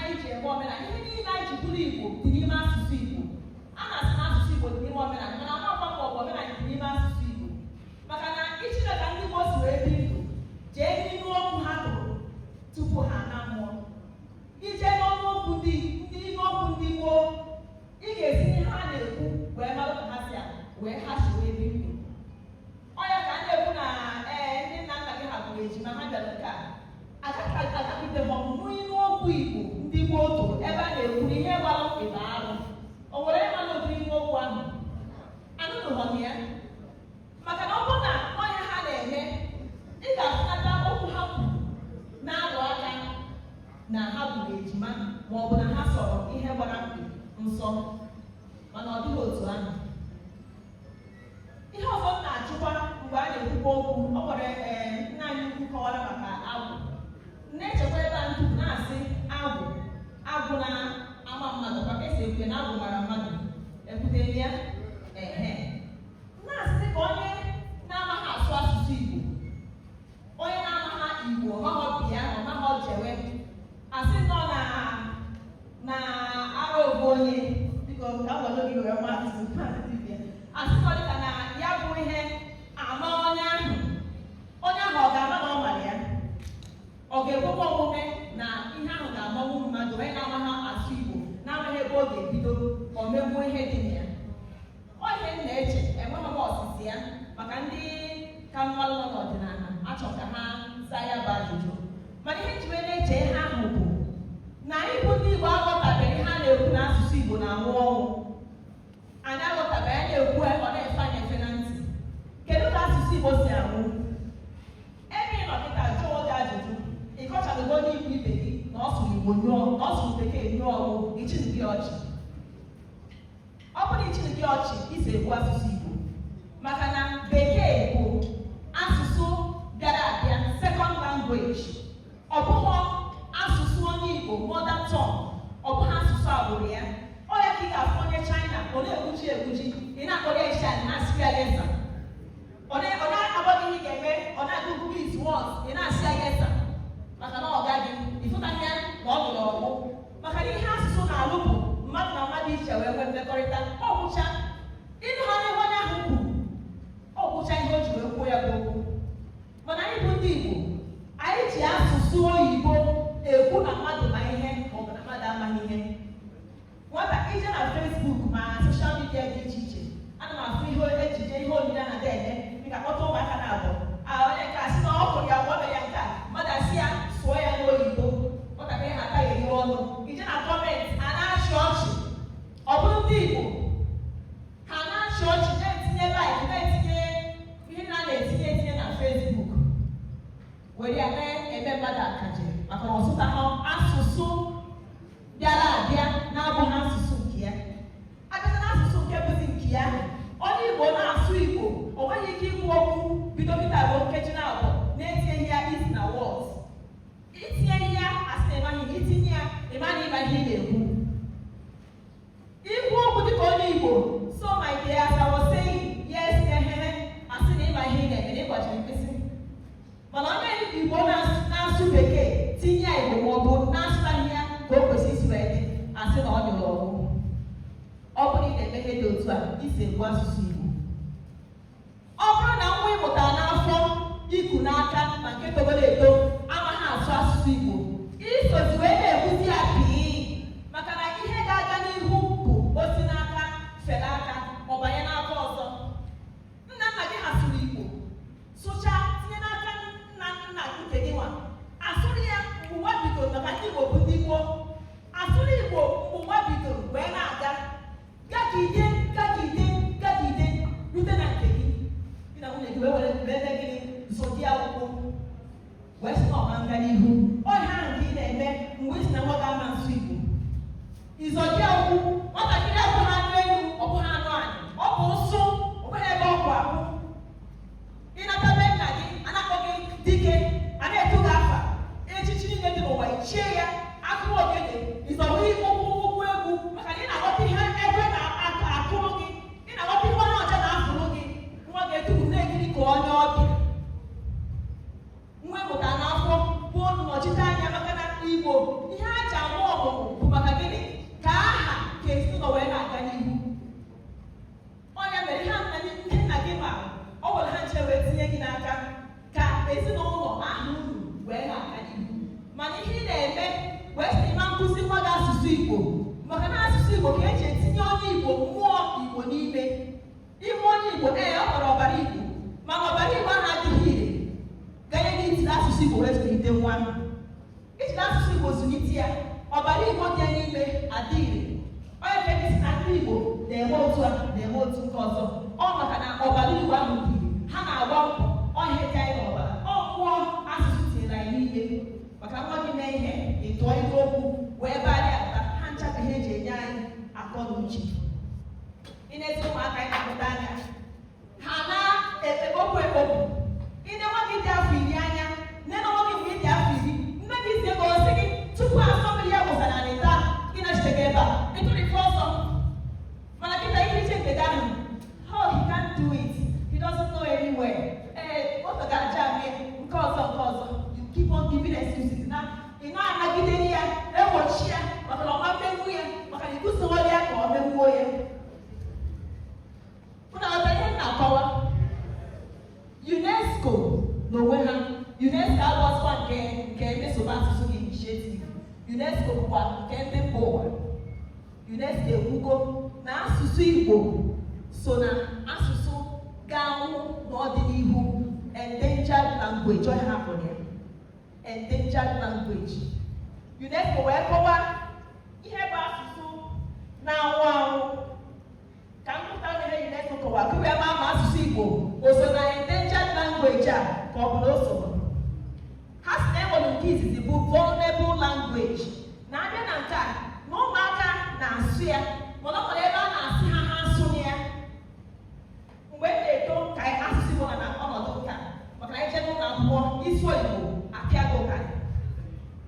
Ịsụ Igbo ede aha gị ekwu ụgwọ. A na-eme ya, a na-eko, anyị amaghị agụ ofu agụọ Igbo n'ọya iyi ka anyị na-abanye enyi ya. So UNESCO si na nke ahụ bụ ihe isi ọ ga-abịa ịfụ ịma na asụsụ ahụ na ewegoro ya awa na ndokwa. Ha wee sọsị na vulnerable language ọ banye na definitely endangered. Na abịazie na nke a, na ụmụaka agbụrụ ahụ ada asụsụ ya dịka asụsụ izizi ha n'ime ezinụlọ ha. Ebe ahụ ka anyị nọ taa. Onye Igbo mụta nwa ọsụrụ sụpịrịsụpịrị na-aga n'ime ụlọ, mana oyibo ị na-asụ bụ nke mụta n'ụlọ akwụkwọ.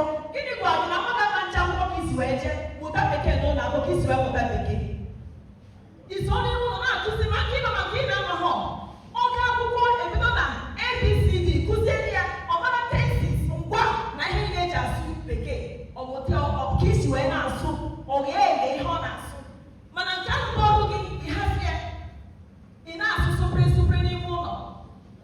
Ụmụaka, she do me like this, I do her like that. Oyibo ma na-asa okpokpo ọsụsụ. Ewesị na nke ebe a ka ọ dị nke asụsụ Igbo anya, mana ka anyị na nke ọzọ, agachasị na nke definitely endangered a, abata na severely endangered. Ewesị na asụsụ ahụ bụ sọsọ ndị mpa nnukwu na-asụzi ya, mana ụmụ ha bụ ụmụ na gị na-abụ ndị Gen Z, ọgbakịta akpa anyị ndị Gen Z mothers. Ụmụ ha na-anụ ya anụ, mana ha ada asụ ya. Ọzọ ka ọ ga-adị gị na nwoke, ọ bụ ụfọdụ n'ime ụlọ ibe ikwu, ọ kachacha ndị nne njọ n'isi. Ibe ikwu madam sụọ ọnụ nwa Igbo, ọ sị ya anaghị asụ, ọ na-asụkwa ha ncha niile. Isizi nwa ahụ kedu, ọ sị ga fine, maka ọ na-aghọta ya, mana ọ maghị asụ. Mana ka ọ bụ ma ya, ọnụ elu ha anya, ọnụ ga-eto ogologo, na ọ na-anụ, ọ na-asụ, ọ na-anụ, ọ na-asụ. Isizi nwatakịrị ahụ igwe ihe n'Igbo, ọsa dị ya na bekee.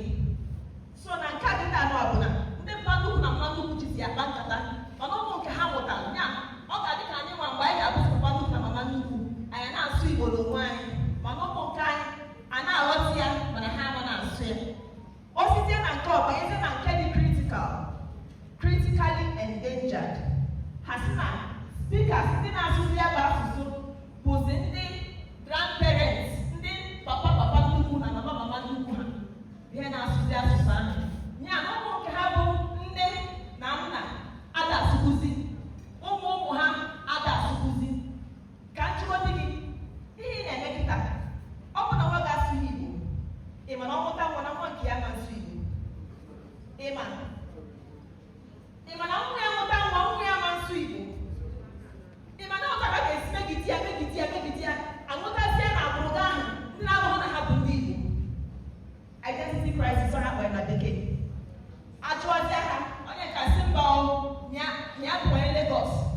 nke a simple. I'm from America. My dad is from Nigeria. My mama side Igbo. Ị ma na ihe ahụ ka ị na-eme.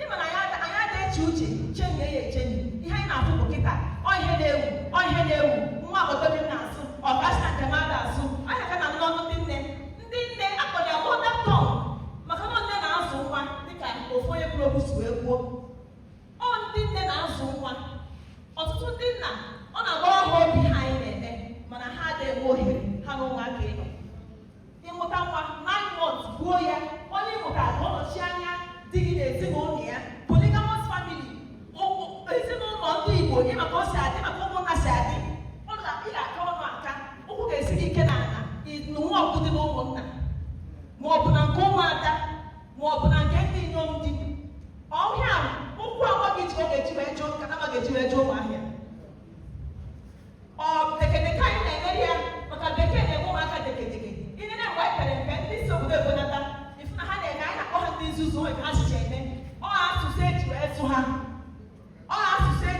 ha anyị ma ọ dị anyị ka isi anyị na-aghọ bụ na ọ dị anyị ka isi anyị na-aghọ nkọ maka asụsụ eji wee zụ anyị akọdụ uche abụ ọzọ ọfere akwụkwọ ịma ihe enwere ihe na-akpọ street sense akọ ọgwụ ihe na-enye street sense bụ asụsụ Igbo na-enye onye Igbo street sense mmadụ ahụ ị ma nchagidere ya moto ruo echi o nwere mgbe ọ ga-eru ị ga-ahapụ ya ụmụaka ọ ga-echepụta bụ ndị tọ n'ime esimenugwu wee bịa agụma maka ọka onye ma na-akpọ obi agụ nwee ababa nwee kap ọ dịtọ n'ebe ahụ mgbe ọ ga-erusi n'ọgbọ a ga-erie mmadụ ahụ maka ọnwa ihe ikuziri ya ị na-asụsụ prịnsịpụ na-enye indomi na akwa na ndị otu ya ọkụ juru m n'ọnụ mana o nwere ka esi akwụnyere m ihe ka m pezie ya nkenke achọrọ m iji abụ anyị na dee anyị ji agbasa ozi na soshal midia wee mechie okwu echekata m kedu ka m ga-esi gwa Igbo okwu elokata m kedu okwu a ga-agwa Igbo ka ha ghọta ọ bụ mụtụrụ Igbo gawa n'ama mmadụ ole ga-anọkwanụ n'ama ka ọ bụ mụtụrụ ekwe gagharịwa ntị ole ga-anụkwanụ mana a ga-ekwukwara ya bụ okwu n'ihi na ekwu mere ọnụ mana ekwu ma anụghị mere ntị maka na ntị ga-anụ ihe abụghị ma ọha ka ogbu aka kedu ka a ga-esikwa Igbo okwu ga-akpọghachite mmụọ ha azụ mee ka ha ghọta na onye hapụ ihe o ji ama mma ya rụọ kedu ka a ga-esikwa Igbo na ha bụ ndị gboo ndị dịwara site na mbido ụwa ndị ji ọjị akpọkpuchi ha ndị mpụ ndị egede nakwa ihe niile na-emere ha ihe agbụrụ Chukwu ji amamihe chọọ mma ndị ihe ha na-acha na mba niile ịmakwa na mgbe bụrụ mgbe ndị nna nna anyị ha na ndị agbara ji ụwa na-achịkọrịta izu mere ha ji ama mgbe ha ji abịa ụwa nakwa mgbe ha ji ana mana ya bụ ezi dị bụ n'ụmụ ụkwa chiri ụbọchị anyị ji obiọma were nabata ndị ọbịa na-acha ka anyarị anyị hụrụ n'ikpere mmiri anyị n'agbanyeghị na ọnụ ha na-emeghe mana anyị anaghị anụ ihe ha na-ekwu ọgọmegbu na mkpu aha bụrụkwa okwu mana ọgọ nke a ghọrọ anyị ahịa n'ihi na ndị anyị tara gwụọ n'obi kachara were bụkwa anyị anya ha riri nri anyị ha ṅụrụ mmiri anyị ha dagharịrị n'ala anyị ha dowere isi n'ahụ anyị mana oge niile a anyị amaghị na ha bụ ndị mere n'ihu gwa nkịtị n'azụ nke na agha egbe nakwa agha uche sochiri ọbịbịa ha jekwutere anyị na ntụmanyị kedu ka a ga-esi gwa Igbo kedu ka a ga-esi mee ka Igbo ghọta na ọ bụ ezie na agha egbe lara mana agha uche alaghị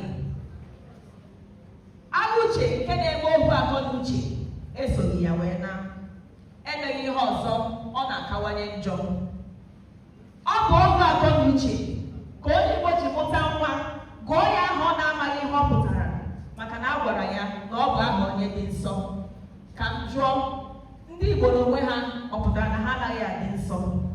ka ọ bụ na onye zara aha Igbo enweghị ike ịbụ onye dị nsọ echi. Ọ bụ ohu akọnuche kpatara na ụmụ nwaanyị ndị isi ojii anaghị ekweta na ha mara mma ganye na ha ekpuru ntutu nwa onye ọcha n'isi. Ọ bụ ohu akọnuche mere na ọtụtụ ji ude ọcha were na-etegbu ọmarịcha anụ ahụ ojii ekekere ụwa jiri chọọ ha mma. Ọ bụ ohu akọnuche mere iji kpọọ omenala na okpukperechi ndị nke gasị, chefuo na ọ bụ Chukwu kere agbụrụ kekwara ụzọ ya na ha ga-esi wee na-eme mmekọrịta. Ọ bụ ohu akọnuche mere onye Igbo ga-eji mụta nwa taa, hapụ Igbo ọ ga-eji tinye ya mmụọ Igbo n'ime, sụwa Bekee, nọrọkwa n'elu ya na-ajụ kedu ebe eji Igbo eje. Chefuo na ọ bụ nkụ dị na mba na-eghere mba nri.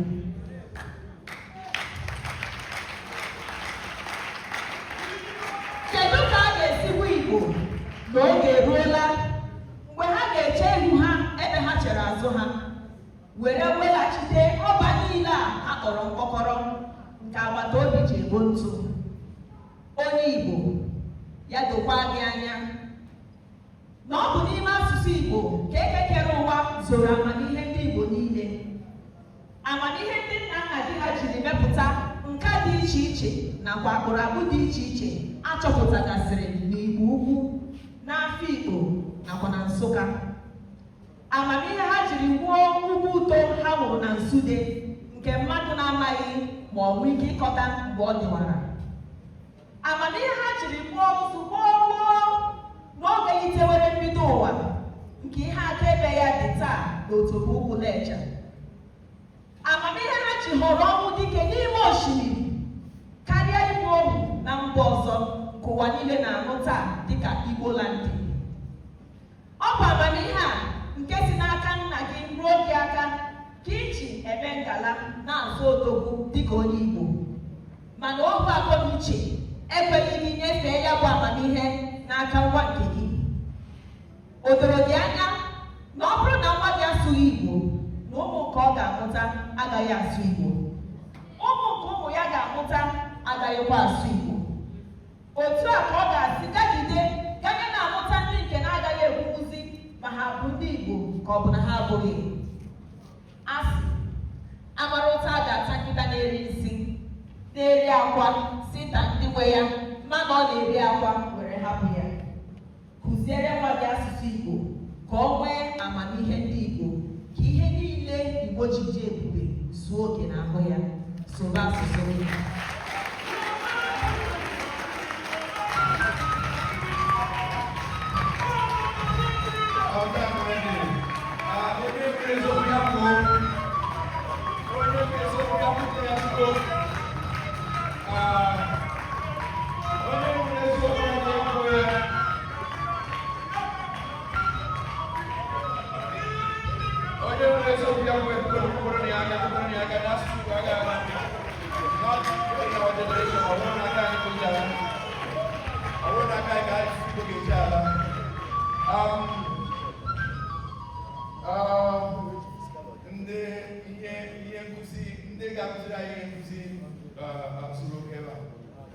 nke a gawo nwobere ụnụ nụkwa n'ọnụ ndị anyị kpọkọtara n'ọgbakọ a njikọta ọdịnala Igbo ahụ ga-ama na anyị kwadoro akwado. Mana achọrọ m tupu m kpọọ the next speaker onye ga-agwa anyị okwu nke ọzọ, achọrọ m ịkọwa ihe nụ na anyị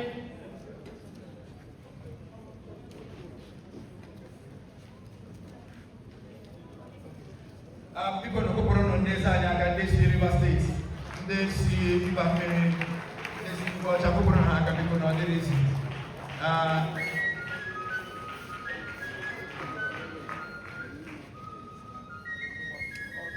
Ndị sa biko okpokporo ha aka ọzọ, biko na okpokporo ha aka, okpokporo ha aka na ọ dịrị ofere. Ọ ya wụ unification, ọ ya wụ nchịkọta ọnụ. Nchịkọta ọnụ nke ndị Igbo enweghị isi, onweghị ihu. I bidoro this journey na 5 years ago, mana taa ebe anyị na-ejikọtasị Igbo site na okpukperechi, site na ọdịnala nke ndị Igbo. anyị nwere the next onye ọzọ ga-agwa anyị okwu nze ukwu n'ala Igbo niile, nze dike Ụgbọaja, nze dike Ụgbọaja, nze dike Ụgbọaja, ọzọ dike Ụgbọaja. Oge mana ihe nyere m nze mana nze na ọzọ ugbo okwu ndị enwere ịma n'ala Igbo enwere ndị na-echi ọzọ, nwere ndị na-echi nze, nwere ndị na-echi nze, nwere ndị na-echi ndu, nwere ndị na-echi ihe dị iche iche. Nze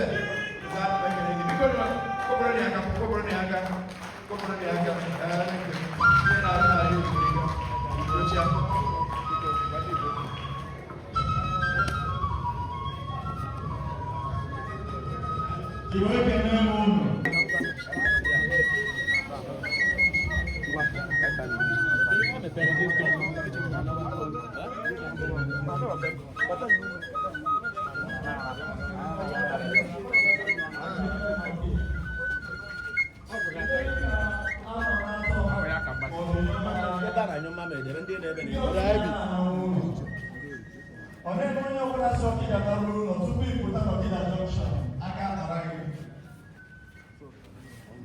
gị buru baa n'ime ude. Ụfọdụ ọ ga-ekwo 50,000 naira ransom, ụfọdụ ọ ga-ekwo 1 million, ụfọdụ ọ ga-ekwo 5 million. O wee bụrụ na ihe a kpọrọ Ọkịja mara ọsọ, i wee megide wee tụọ ụkwụ n'ụlọ ka chi na-efo, ụmụ kirikiri ụmụaka abịa gbawa ụzọ nke bụ na fa megidere jee n'obi igwe bukọrọ meshin na ife ndị edebesịrị na palas igwe ewelu dị n'Ọkịja. Ife nna gwa m na-eme arọ na 3 ịnọ gara aga, Ọkịja wee jụkwa onwe ha kedu ka ị ga-esi wee ma aba na wee sụ ya nri. Anyị ga-arapụzi be anyị tọzie na mba. Ọkịja wee gbaba izu. Mgbe onye rụpụ iji Ọkịja bụ Chief Ken Emeakayi dịka na Molis, ọ ya bụ onye isi ndị udo ga-achị kịta. Ọkịja wee gbaba izu. Ihe ala niile na-aga ihe ala local gọọmenti, ị na-ekwuzi ma ilu, ị na-ekwuzi ma ọsụ. Ọkịja wee kpọọ nwa aza, ọsị kedu ife ajidi wee bụrụ Ọkịja achala ogidi owu ebe mmiri. Kedu ife aji wee bụrụ Ọkịja ọbụ ọgụ nwanne? Kedu ka anyị ga-esi wee nọrọ na mmiri n'ụlas ncha baa ya anya? Si n'ụdị ife adịla ka Ọkịja gbachara izu, mmọnwụ wee gboo. Ihe eji agba ya Ọkịja owu ebe mmiri bụ na anyị dị 30 original villages.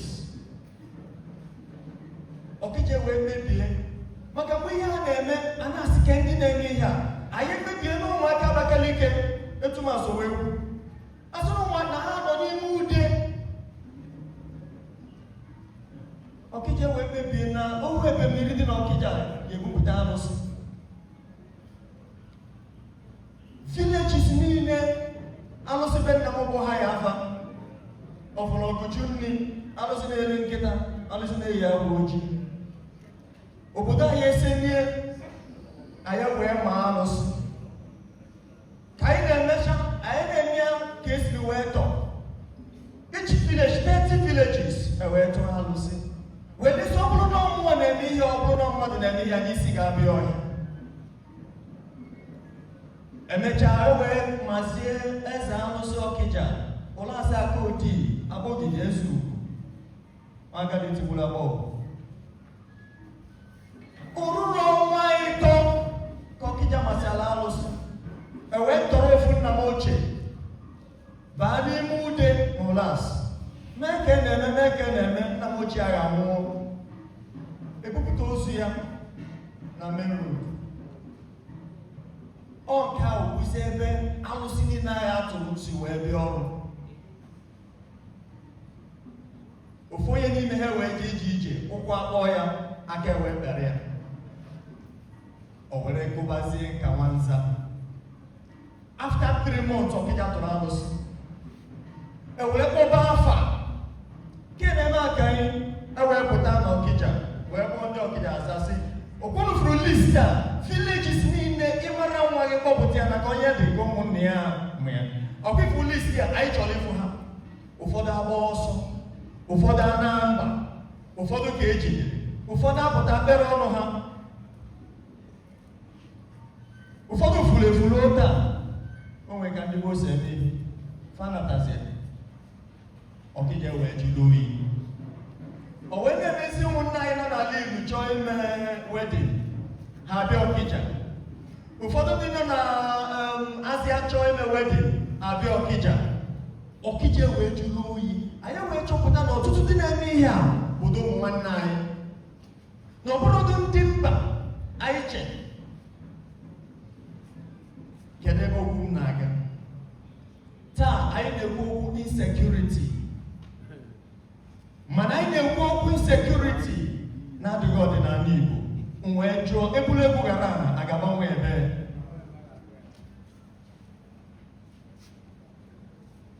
Last week, anọ m na Ondo State na ndị Fulani herdsmen batara n'obodo.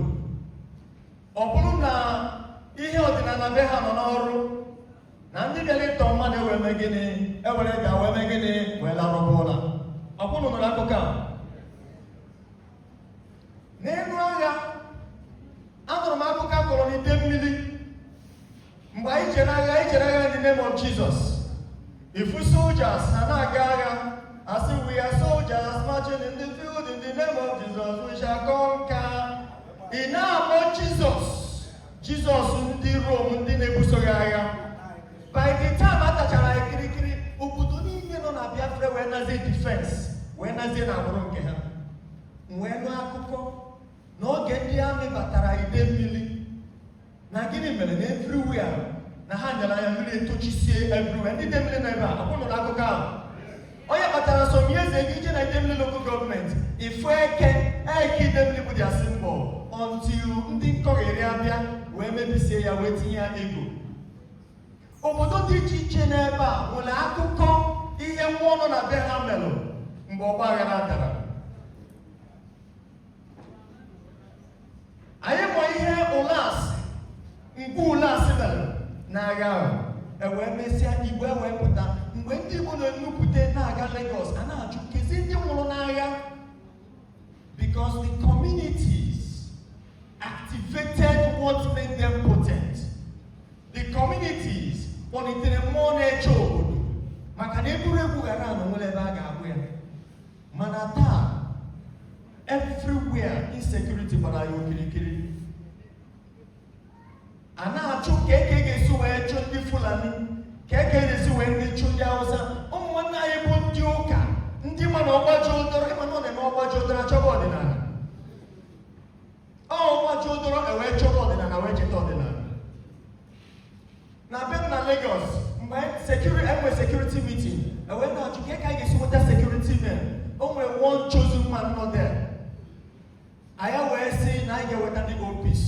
Onye ọbụla ewere aka na anyị chọrọ ndị OPC maka na ndị OPC na-eji ọgwụ eche nche. Enwe m ji onye chosen wee sị wee nọ ka akpọta ndị chosen mopo. Ọ sị mkpachapụkwa anya. Na akpọta ndị chosen mopo na ọ ga-adịkwa mma, ọ sị mkpachapụ. Ise so ise vote ka OPC chere anyị nche. Mana isi ọdịnala mba niile nwụọ. Ozi m taa dị nkenke. Na ọdịnala na-ebu eke. Ife dị mba, nkụ dị na mba na-eme gịnị na-eghere mba.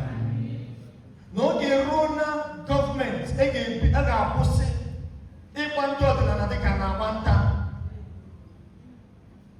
Maka the energies, the power dị n'ọdịnala bụ ihe anyị ga-eji wee zọba anyị. Every year the Chinese people have a Chinese New Year.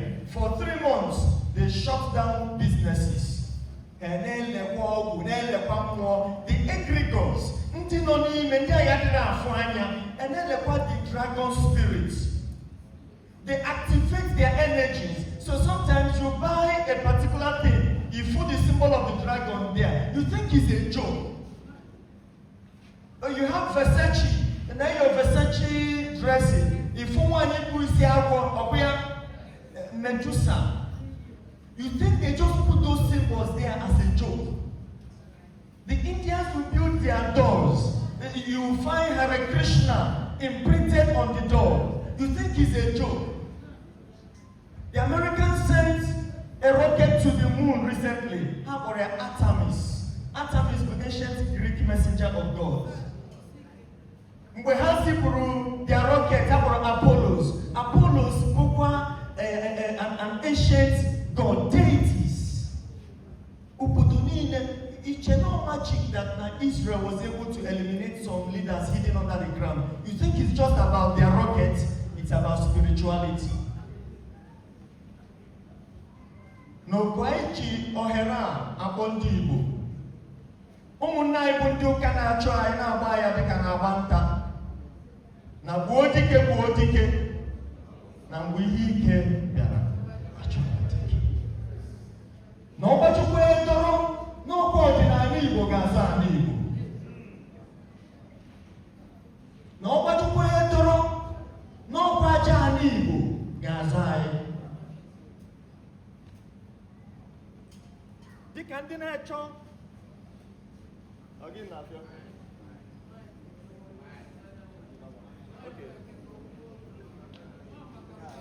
Okay, Michael. Unu na n'ife na-ekwu. Now, dịka ndị na-achọ etu e ga-esi were ọdịnala Igbo na-eme akaje. Na social media, inweta ofu dibịa dara dị iche, agbasa ya na social media, ọ bụrụ for entertainment. Ekwuo ya rụọ radio station, e ga-ekwu 100 times. Mana ndị pastors na-eme arụ onye na-anụ maka ya. Ihe anyị na-agwa ndị be anyị bụ ka anyị kwụsịnụ isuppress ọdịnala Igbo maka na oge eruo na and the time is near mgbe anyị ga-achọba ọdịnala Igbo ka ọzọ anyị because of insecurity. So ana m akpọ on Anambra State government and all the governors in Igbo land ka anyị kwadonu ọdịnala na omenala maka na ebe a ka confidence dị. Ka anyị kwadonu ọdịnala na omenala Igbo maka na ihe ndị Fulani na-erugharị n'ime ọhịa na-agba ya eregede na-agba ya okirikiri na oge ga-erukwe anyị ama mfụzi onye nwa ka esi akpata mkpụrụ ahịhịa na-abụ were chọọ ọsọ. Unu ekwena ka anyị were ifele were n'ụkwara. Ozi m taa bụ ihe a na-ebe n'Enugu na-ebe na Benue n'ọkwa sọsọ ọdịnala Igbo bụ ihe ga-azọpụta ndị Igbo. N'ọkwa sọsọ ọdịnala Igbo bụ ife anyị ga-eji wee chekwaba onwe anyị. Usoro uche anyị dị ya. Ekele m unu.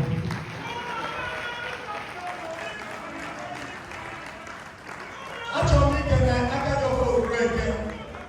Oforureke nwanne m politika afọ anya nọ. Debe asị m onye fụrụ taa ka afọ echi ya gaziere.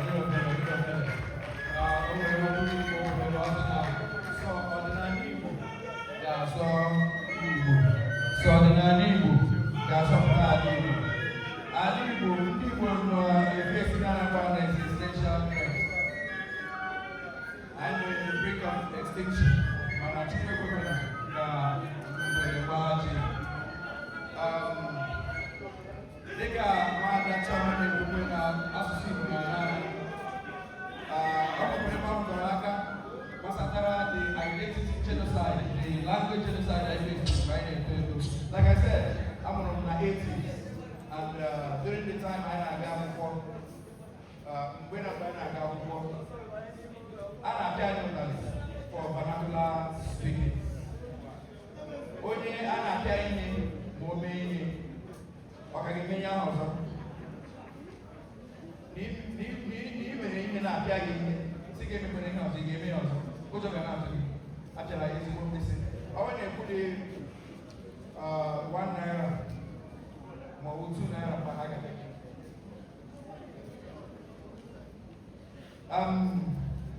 Enwere ezigbote udokwu dị na nwaanyị anyị na ya nọ taa. achọrọ m ịkpọlite ka ọ bịa tụkwara anyị okwu, ka ọ bịa tụrụ anyị ụka ka ihe gbasatara ọdịnala, ihe gbasatara the Igbo identity, ihe gbasatara ejimara ndị Igbo. Ka anyị kwekọrị anyị abụ na ndị eze si na Rivers State. Before now, anyị na-eche na ndị Rivers State ahụghị ndị Igbo maka agbara na Rivers, Rivers ya dịka aha ndị ọcha Rivers.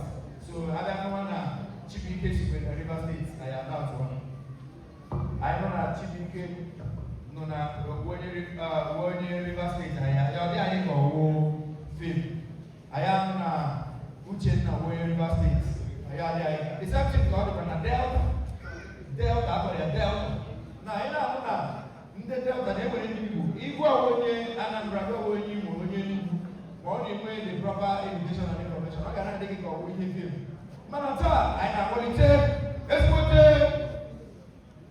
odogwu dị na nwaanyị nne ọha niile nne ndị Igbo ọmụ Obio ọmụ Anyọma ka ọ ya kpatara anyị ụbọchị a. Biko bụrụ na ya ga dịka ọ napụta all the way from Delta State Obio Anyọma biko bụrụ na akụrụ aka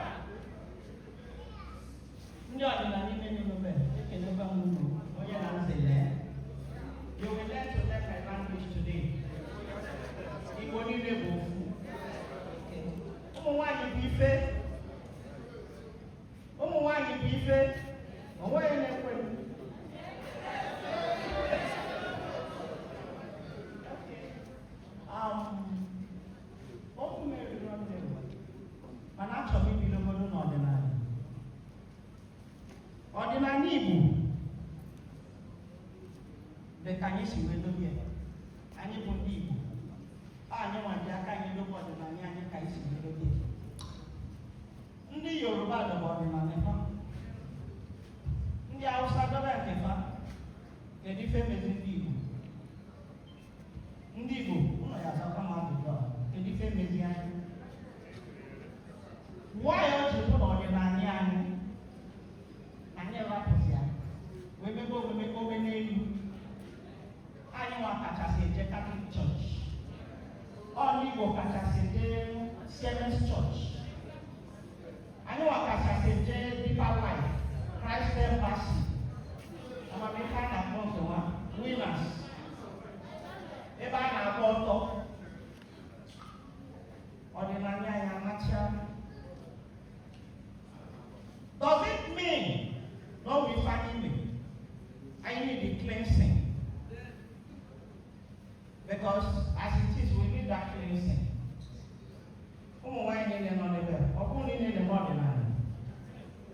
I want to face you now. Because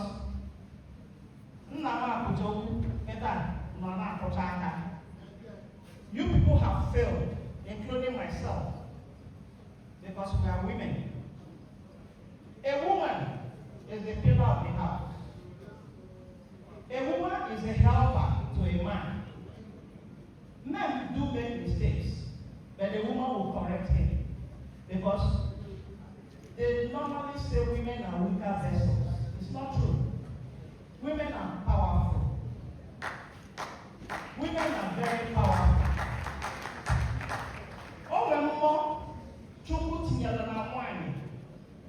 I do a deity, just like my brother said.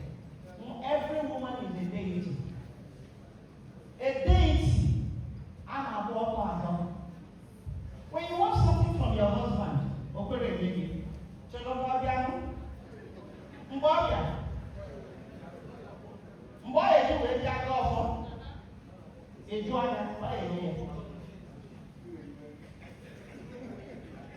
So why is it that you people fail in your duty?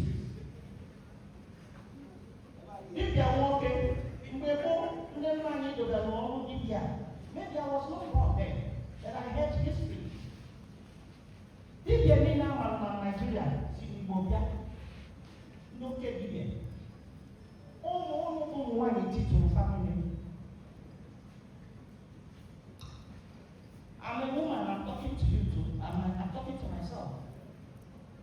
I know that we find out also. One day maybe they swing.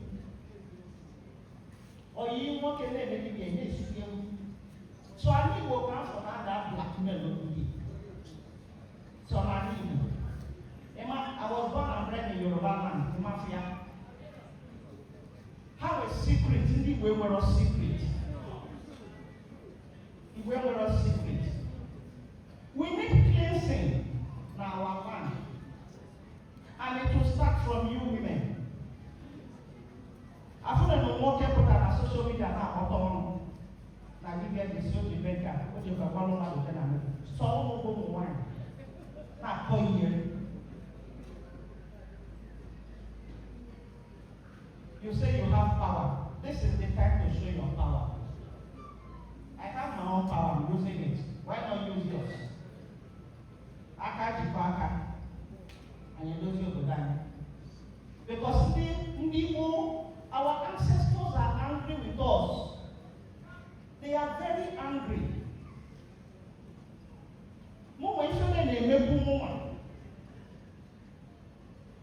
When them passing after religion, all the people give their money. Will you be poor? Will you be very rich? If I can walk with farmer, only you see me to be here. Room in and out, you don't get to be here. How does it work? Another topic. There is no gender equality. And what about the money? What came first? A woman is second. A woman is a helper to a man. No, to give here. The pattern change. Do you put your officer, my friend, and sit down?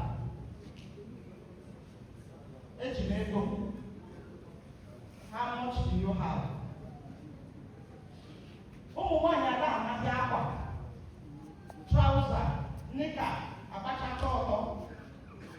My name is Nena Lodi. Because Rapolo Nena Lodi, the Bakapaloba. As I'm talking to you, I'm talking to myself. I probably here. Because number one, help us to claim Igbo land and stop denying what you have.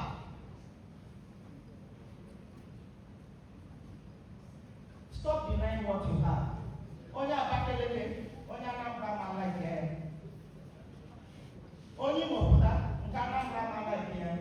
Also, one Kaka, one Kaka Diana, over it. Only why more Kaka Diana. A man is the crown of a woman, just like I'm putting on this cap. Woman is known as Moses.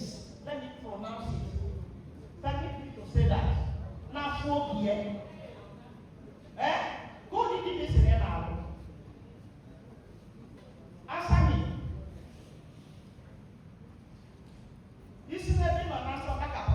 You might not know also. Isn't it now? Oh, let's go to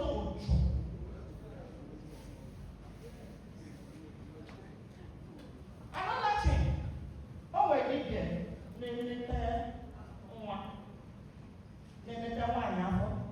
Just like you have in the hospital.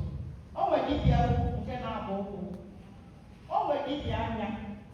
Kezi kofoni se mo kota ni femini. Ye wa bo bi dia ni. Ye wa bo bi dia afọ. Ye wa bo bi dia ọnya. Ye wa bo bi dia na abo ko. Isi wa ba ma bo soyi. We have missed it. Emani bo bi dia na ro nke. Me ma ba wo lo nya. O mo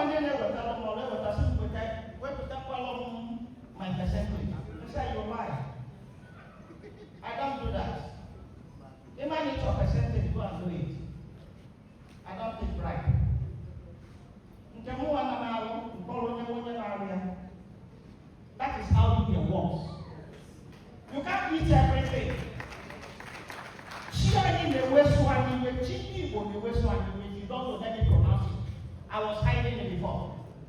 Chindi for the West only in way. Nana, shining the West one. We need to look listen. Help us.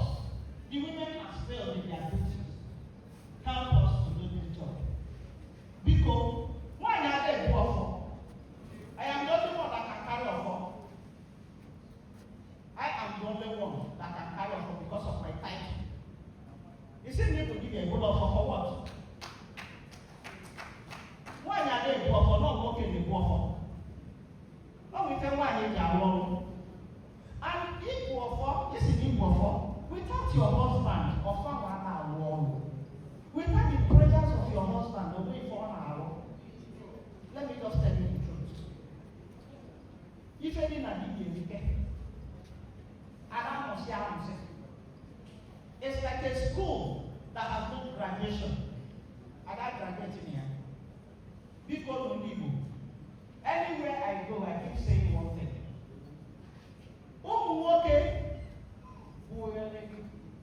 They are higher than us. Like I am a woman. I cannot tell you that I'm a king because I have a king. I stay in my place. Why he stays in his place? I'm a helper. Are you getting me? Okua is not meant for everybody in my place. Already by the big back, we will visit to red cap. I just put this in my papa.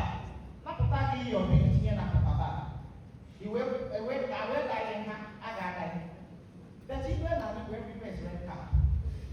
More yet to teach you. More money than you're anything. The blow red. Is it like this before? Was it like this before? If I didn't mean an Igbo, because we made before. An Igbo is more secure. Only one of 1 year. And a man of them, if I do a fact, I do 1 year. Can you tell me? 1 year is 1 year. Only Patego, any worker, and the one that matter the packet, the cherry most of the women. Abraham is here. You just wasted that life. You wasted that generation. We have a long way to go. If we need to retrieve our step, it is now. Ndị Hausa na-amụ anya. Ndị Yoruba na-amụ anya. You know why? You know why? If for Hausa, there are different ethnics there, but they call themselves Yoruba. Only for the Amasi not only community, or see only Yoruba. Only Hausa, Masoko come and only need you 2-3 days, they take their place. Hasimo Hausa Kafabo. Oh, this little type has another before like another Hausa. And you live Hausa before. Mana kedi se mezi nibo, Kasima Onya Jakamu.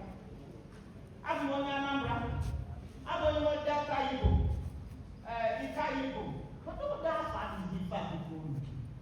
They can see. That kind of student will be man. I did again. I will be go. Open a jacket. Ya, a quabano, Nabra. Can you go them? Because I love and I love. So, bye. Can you go them? Oh, one. How many times? Give us the more than a little. You got chance to. You better that land. You pray for that land. No, it's never done. Before needed here, every morning I got my phone. My face in honor. Before you let anybody anything. Also, people that when you're not one, I got that phone. My face in honor. And I get on that because you want change, you want money. Money has taken the other way. I don't know. Ani bụ na akwa ọ na-anakwa anya biko ndụmọdụ nwere onye ọbụla banye n'ọrụ ka edozi anyị Igbo Delta, Igbo Rivers, Igbo everywhere ebe niile maka ogi anyị na-ebu Igbo n'ọcha bịa divide anyị. They deceive you and I.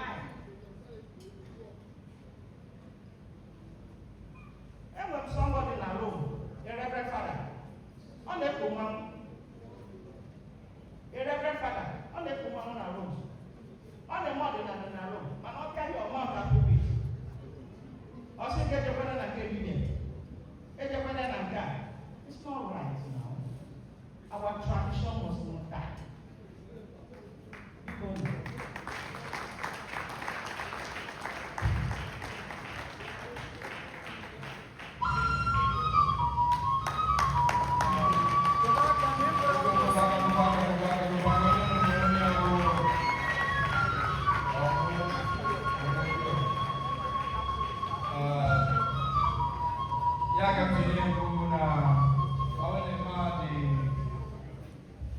Traditional settings in the new, or when they achieve also, when they achieve, when they achieve guru, when they achieve din. Because I have also supposed to go. Manatupuma for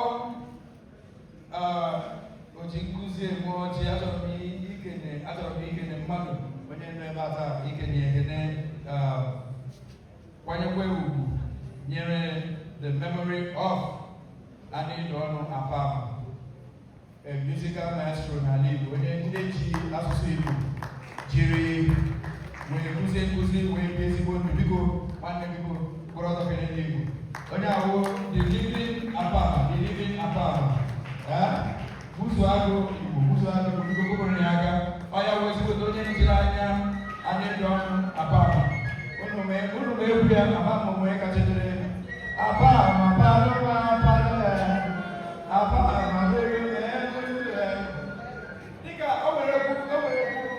like I said, my late father was a fan of your late father. My late father went to money because of wow,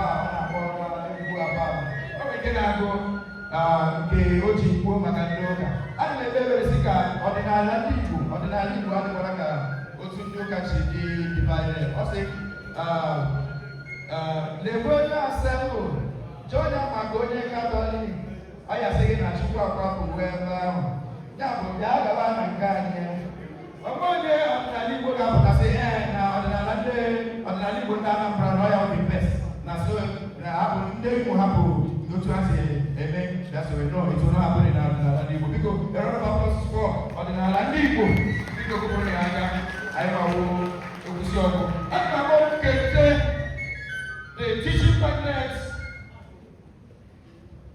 The teaching magnets, even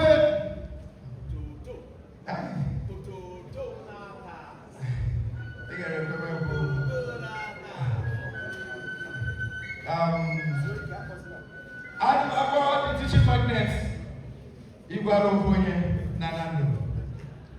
What I can ever have.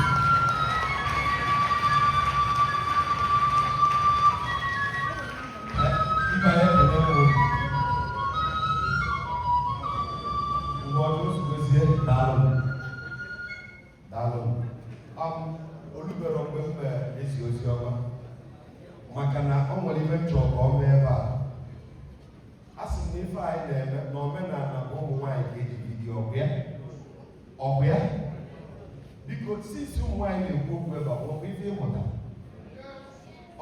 ịmụta mana mụ nwere ife mmụta kedu oge ife mmụta mgbe nwanne anyị nwaanyị Osuwakwa Igbo na-ekwu okwu ọsị kedu ka m esi gwa Igbo na nwaanyị Igbo ego Igbo sponge n'isi ka ọ wee nwee mma mgbe ọ gbara celeblet n'anya mfụ ka dịka ọbụla a na-agwa onye ọbụla na-eze isi nnepụ anya sponge karịa oge o kwulitere onye ọbụla na-eze sponge ya ọ sị gị n'ohu akọnuche slavery of the mind ohu akọnuche ya mere iji chọọ ka mkpọgote nwaanyị ọzọ ga-atụ iru n'ọnụ maka na ọ bụrụ na ọmụwa nwoke kwuye asị na maazị bịa na-enu n'anya n'isi kedu ife arụ onwe na-enenu n'anya n'isi mana ọ dịrị m obi mma na nwaanyị gwara ụlọ okwu ka m kụzie okwu nne gwa m n'oge o nwere ihe na-atọ m ụtọ ka mgbe nne pụrụ nwaanyị anya n'isi mbụ ntutu ya ife na-ekwu nnalite ụlọ ndị nwunye m chọọ ka ha mee ite m obi mma ka m vututu unu mgbe ọ ka ji atọ m ụtọ bụ mfu ka isi unu ya sachara ya sacha o nwere ebe ọ na-agba m aka ịghọta mmemme eme ozugbo bụrụ nche mmadụ taa mana ebe ọ bụ na ọ dịghị etu ọ dị ọ bụ na ndị bụ nwoke ji ọnụ agwa nwaanyị Igbo na ntutu ya mara mma ya kwuru sponge n'ime isi kwụsị ya nke oyibo kpọrọ body shaming. Nwaanyị mụrụ nwa anyị ma na nwaanyị mụọ nwa na o nwere akara ịmụ nwa na-arapụ n'arụ nwa ọkwa na eziokwu. Ndị gboo nwere ibe anyị na-agba ajụ mkpa ise ụzụza na ụda ụchakịrịcha eji emekwa ka ngwongwo nwaanyị dịkwa ka ọ dị. Mana onye ọbụla tụọla ime maali na o nwere ibe dị iche dị. O sotara ibe anyị ga-akụzi ibe mere anyị ji etukwu amụ nwa, ibe mere anyị ji akwụ ọta amụ nwa n'ime mmiri. Eri oyibo ji bịa gwasị anyị na a na-edi na na-amụ nwa. Eri ahụ ka ụmụ nwaanyị anyị ji enwe ibe ịwa ara. Nye ka anyị ji na-ekwu okwu si biko ka m kpọlite nwunye nke m maka na nwunye nwanne m nwoke bụ nwunye gị ọ bụ ya. Ibe ahụ na-ata anyị ji eme ka m kpọlite nwunye m bụ agbara nwaanyị n'ochie ka o were nkeji ole na ole dịrị unu bụ nwaanyị okwu a na-akụkwa aka ebe a.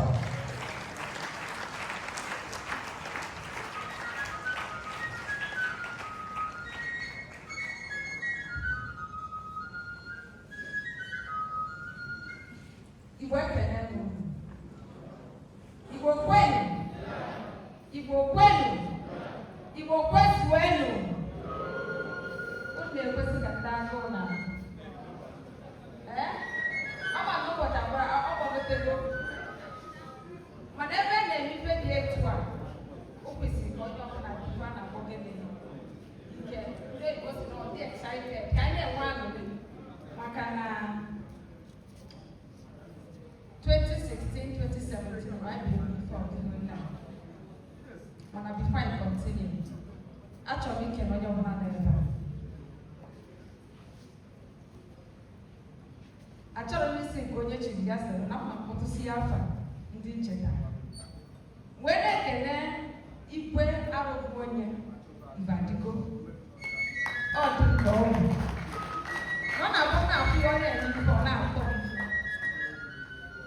Ọ na-enye m aṅụrị. Ihe o ji enye m aṅụrị pụrụ iche bụ na mgbe anyị bidoro ife a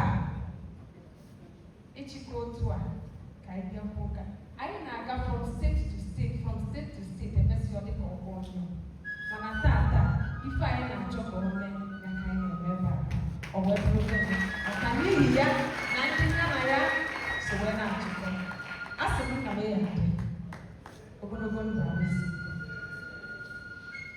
wee na-ekenekwa His Royal Highness or Majesty Egwedewo nna m ekele ndị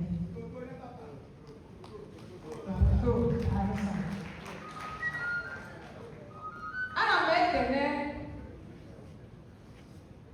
di m ịma na asị nọọ di m nekwa di m ọzọ unu adịna ka ọ na o nwere nke bụ na a na-akụzi ekita mụ na ya esoro na mkpụrụ n'ofu ime ụlọ mba ọ bụrụ ọsọba ọ onye nwe m maka na ọ bụrụ na ọ bụrụ maka ya mmakwu ebe aka wee na-ekenyezi my supreme royal mother nne m okwu echi nna m ndị na-echetara afa ana m ekele ụmụ niile na alụ m enwekwara nne m ọzọ n'ebe a anyanwụ na-awara ọra na n'ọfịa onye ma nwaanyị ama mmadụ n'ọdịnala maka na o guzoro were mmanya nke anọdụ ebe a nya mma nnata wee na-ekele ya wee si onye ọbụla na ebe a nke onye chiri ya si abụ m n'ụlọ ngozi ka nna ochie the founder ọgbakọ ụmụada ọdịnala Igbo wee si tata obi jupụtara m aṅụrị na anyị na ebe a wee na-ekwu ka omenala Igbo na ọdịnala Igbo ga-esi wee chịkọọ ọnụ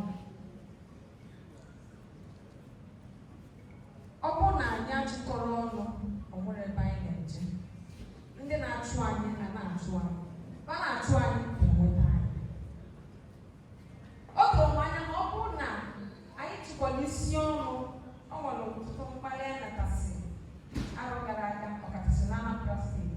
Ọ bụrụ na anyị chịkọrọ isi ọnụ wee nwee ndị na-ekwuru anyị ọma ndị etu a aka na ọ maka ọ dị na-adọsị nyesi anya wee sị mpaghara ebe a bụ Kristian steeti, Kristian ndị ebe ndị bịara abịa arụ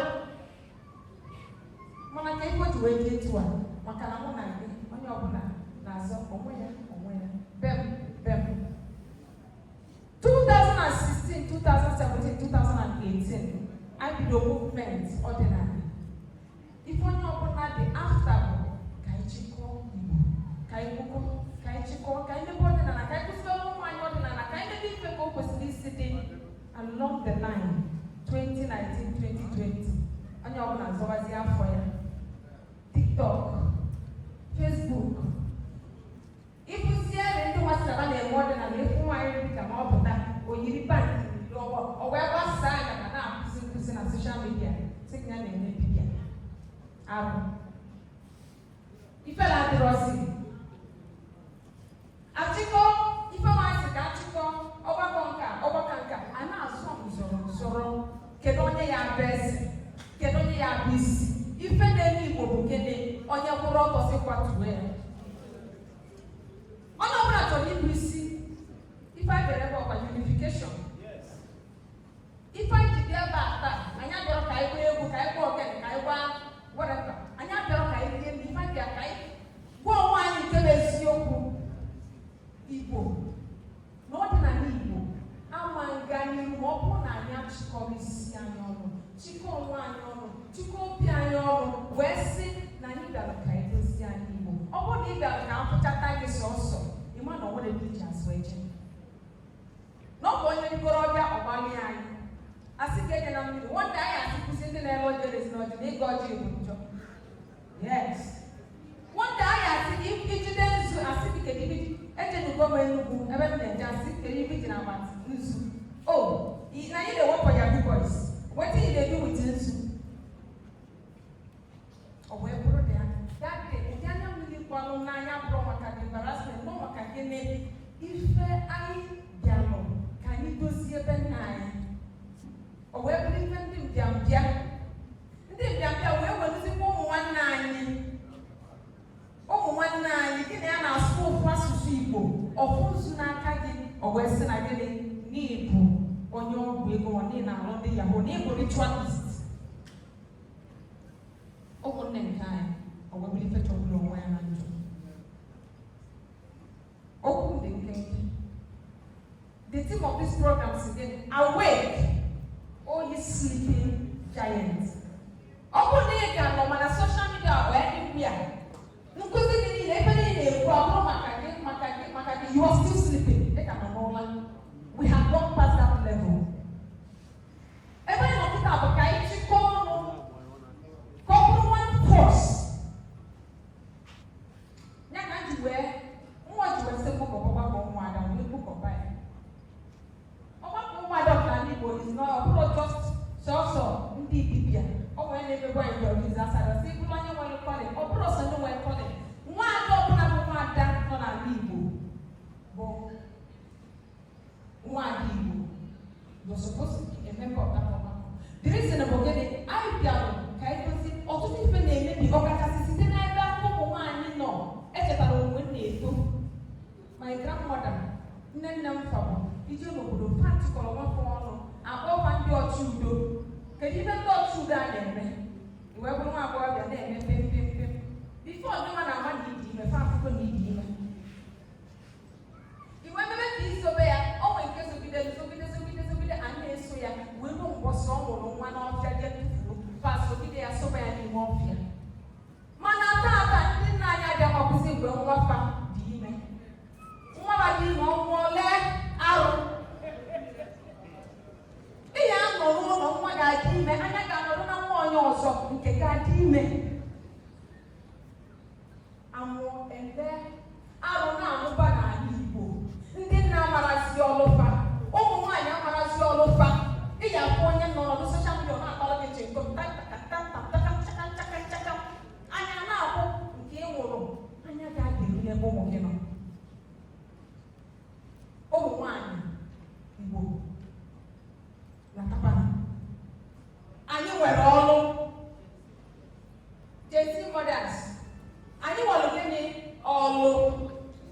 bụrụ ịpụta ife anyị ga na-azọ ọ bụrụ nwoke si nwaanyị si I am the head, I am the tail. Ụmụ nwoke a dịrị nọọsụ.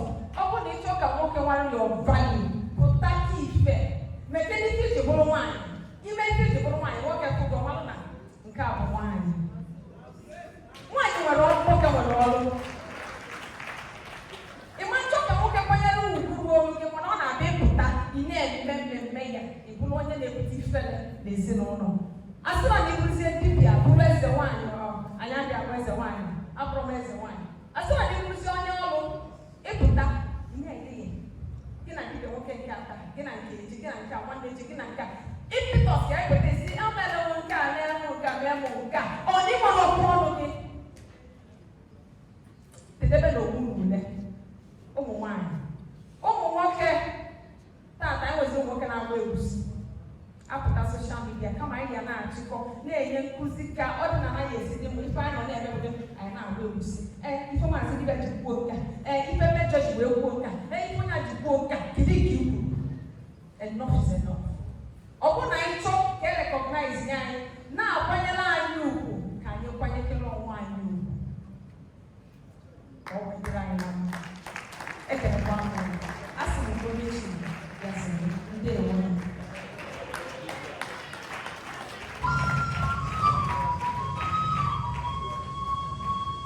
biko ka ọ nọ n'aka ka ọ na-aka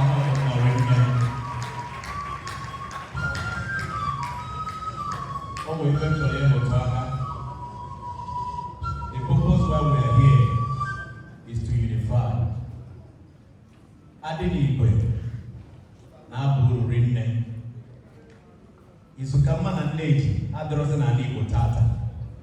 That is the reason why we went on ever to provide those issues, something that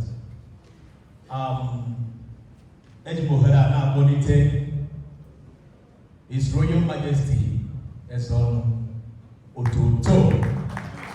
One day for the Kabasi, one day for the Kabasi, because he had another reason. Ototo.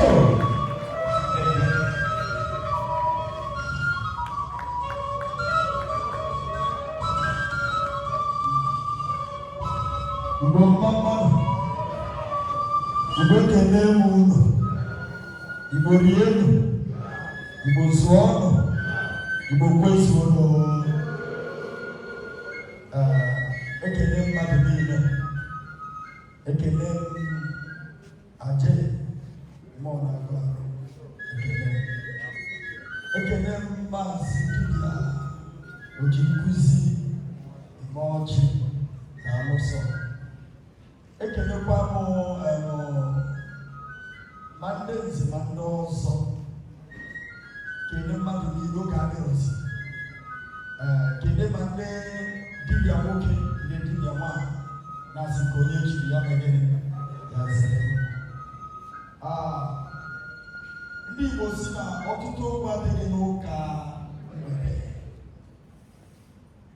O nwere ihe nna m na-agwọ mgbe ọ nọ ndụ na onye a tụrụ ilu kọwara ya ilu na ego eji lụọ nne ya mere efu ọhịa. Ihe ji gbakọta ebe a taa bụ ka anyị mee ka Igbo mara na omenala anwụbeghị omenala ka nọ. Ọdịnala ka nọ. Ebe anyị niile bara ụka ekwu okwu ụka anyị na-agwa ndị mmadụ na ụka so na ihe mebiri omenala taa. Abụ onye ụka, abụ onye ozi n'ụka. Ka m sụọ ya n'English, abụ pastọ onye ozi. I've been a pastor for 20-something years. This year will be 28 years. Etiara na St. Felix. Abụ nwa from ya na my age. Church mmụọ nsọ. Gaa Bible school na St. Felix. Mana o nwere ebe o ruru. Ma mata na n'ọdụ ọtụtụ ihe a napụrụ anyị. Anyị bụ gịnị gbakọta ebe a? Gaa nyemara na o nwere ebe anyị si. Otu nwanne anyị nwoke Diwaiz onye ego na-eme ya post onye ọsị let's go back to our roots. O nwere ebe anyị si. Ịjụ ụlọ onwe gị nna anyị ji dị ebube karịa anyị. Nna ndị abịa na social media ha si our ancestors we live in agaghị akwụkwọ, mana ị maara na ndị ichie nne na nna anyị ga anyị mara ihe. Ụka mere anyị ihe. Ụka mere anyị ji ihe kwesịrị ime ka ndị Igbo. O nwere ọtụtụ ihe ndị nna nna anyị na-eme gboo a na-emekwa ya taa. Ọ ya bụrụ na ọnwa ji ọrụ ahụ. Mgbe m bara omenala, ọtụtụ ndị enyi m jụrụ si ahọrọ m onye ọjọọ.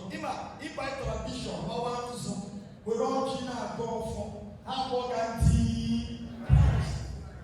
mana otu ihe m chọrọ ime ka onye ọbụla n'ebe a mara, ị na-eme omenala kwere na omenala echekwara ihe mmadụ ga-ekwu.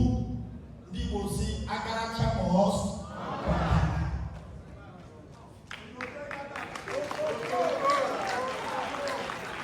Achọrọ m ka ma nwoke ma nwaanyị mara na omenala abịala.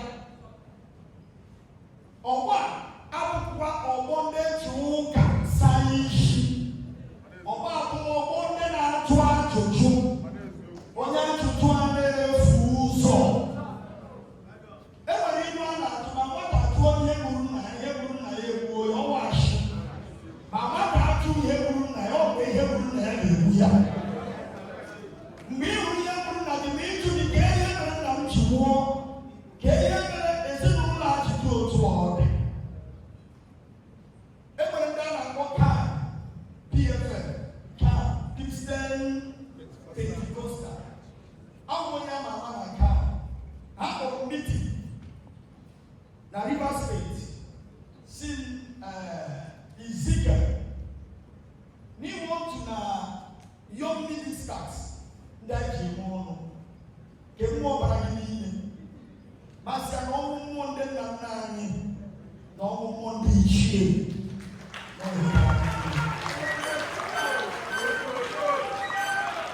Ha jụrụ ofu ajụjụ, kedu ihe ọma ị hụrụ n'omenala mere iji hapụ ụka banye omenala?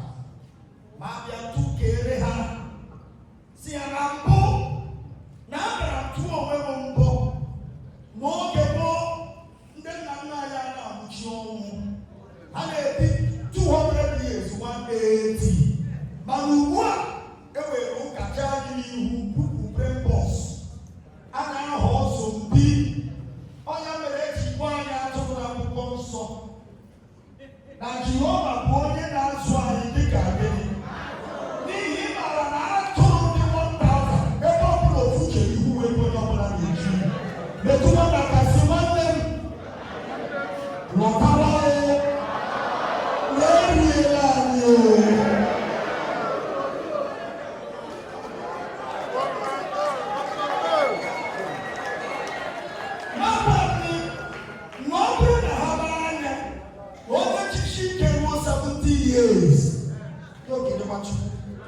mana oge gboo ndị nna anyị na-adị 90 years gaa ugbo na-agbaba sikụl. Ọka bụ onye 90 years ga-agbaba sikụl ugbu a ka ihe ọbụla jide otu a na anyị jụrụ ihe ndị nna nna anyị ji dee ebube bịa nabata nke ndị ọcha. Abịa n'ụlọ ụka akpọrọ m asị ya na unu si anya akpọkwara ndị ancestor na onye na-akpọ ndị ancestor na-ekpere arụsị. Abraham ọ bụ onye? Abraham ọ bụ ancestor. Isaac ọ bụ onye? Jacob ọ bụ onye? Ka ebe ị ga-esi kpọrọ Abraham na-anụ asụsụ gị? Chineke nke Abraham zara ekpere. Abraham a na-anụ asụsụ gị. Ndị ancestor na-anụ asụsụ. Ị bụrụ onye Igbo gị pụta kpọpụọ ndị mbụ na ndị egede n'ọnwa ọma ndị igwe eso ọnụ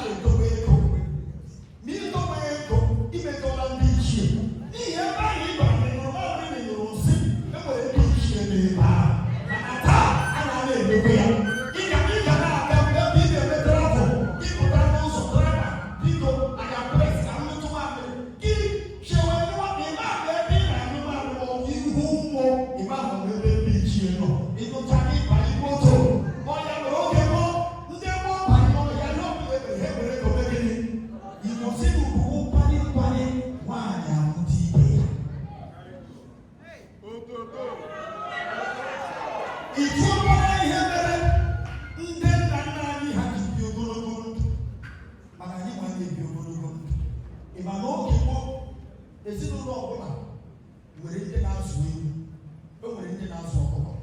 Ma ị nọta ụlọ gị hụ ọkụkọ eju ebe niile, ewu eju ebe niile. Ndị nna nna anyị maara na ekpere mmụọ na-akpọ mmụọ na-ewepụ mmadụ.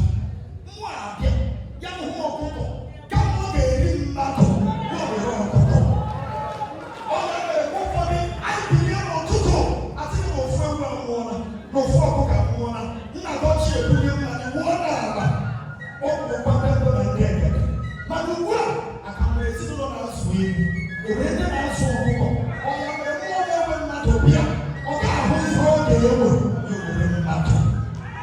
Akwụkwọ nsọ a na-agụkwa bụrụ anyị nwere ebe o kwuru na Chineke nke ndị Baịbụl kpọrọ Joshua ya bụ ụmụ Izrel na ha bụ atụrụ were ọbara ya kee n'ọnụ ụzọ, na mgbe mmụọ na-etigbu mmadụ bịa na ọhụ ọbara atụrụ adọbegị ajụjụ ga-ajụ gị aka nwere ihe eji agba na isi bee nna gị.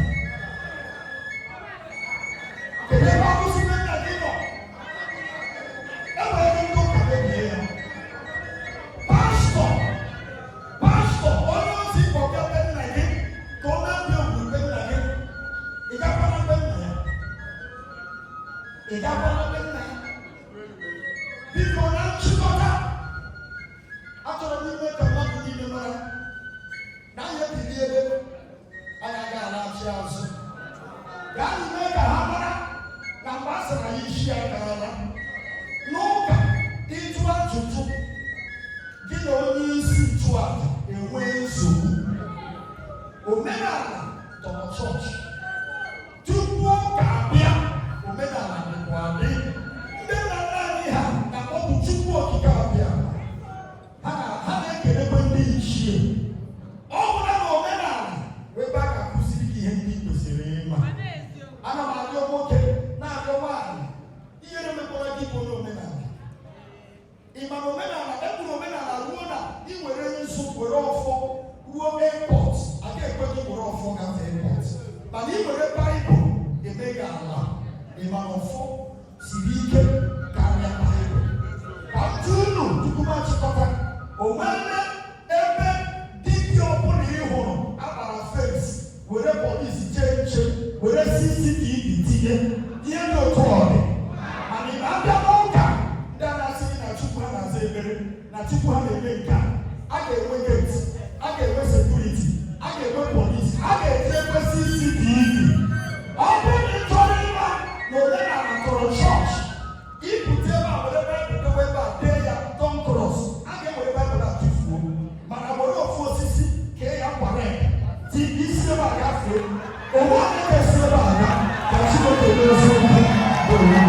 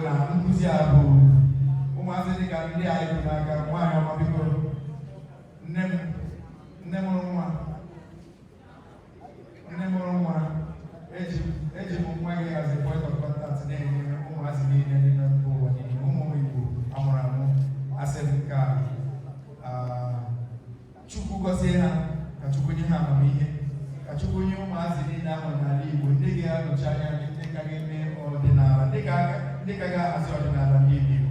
Ana m ekpere ha ekpere ọganihu, ana m ekpere ha na-agọrọ ha ọfọ ndụ, na-agọrọ ha ọfọ amamihe, si na dịka ha na-eto na ha ga-eme ihe ọma, ha ga-eme nke ọjọọ, a ga-ama ha ma ihe ọma, ha ga-eso na ndị ga-akwalite ọdịnala Igbo, ha ga-eso nna anyị Asọmpa, ndị na-ahazi nna anyị Asọmpa, nze ukwu, nze anya nwakwa oge, ụmụazị ndị amụrụ taa, ndị a na-eselebreti taa, ụfọdụ n'ime ha ga-adị ka kakwa nna anyị Asọmpa.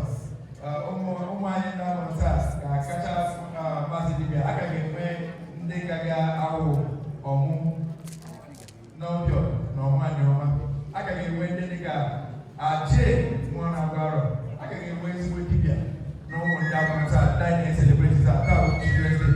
Oke, na-ekwughị oge na-atụfughị oge ọbụla, aka m na-akpọlite ezigbote odogwu nwaanyị n'ala Igbo, the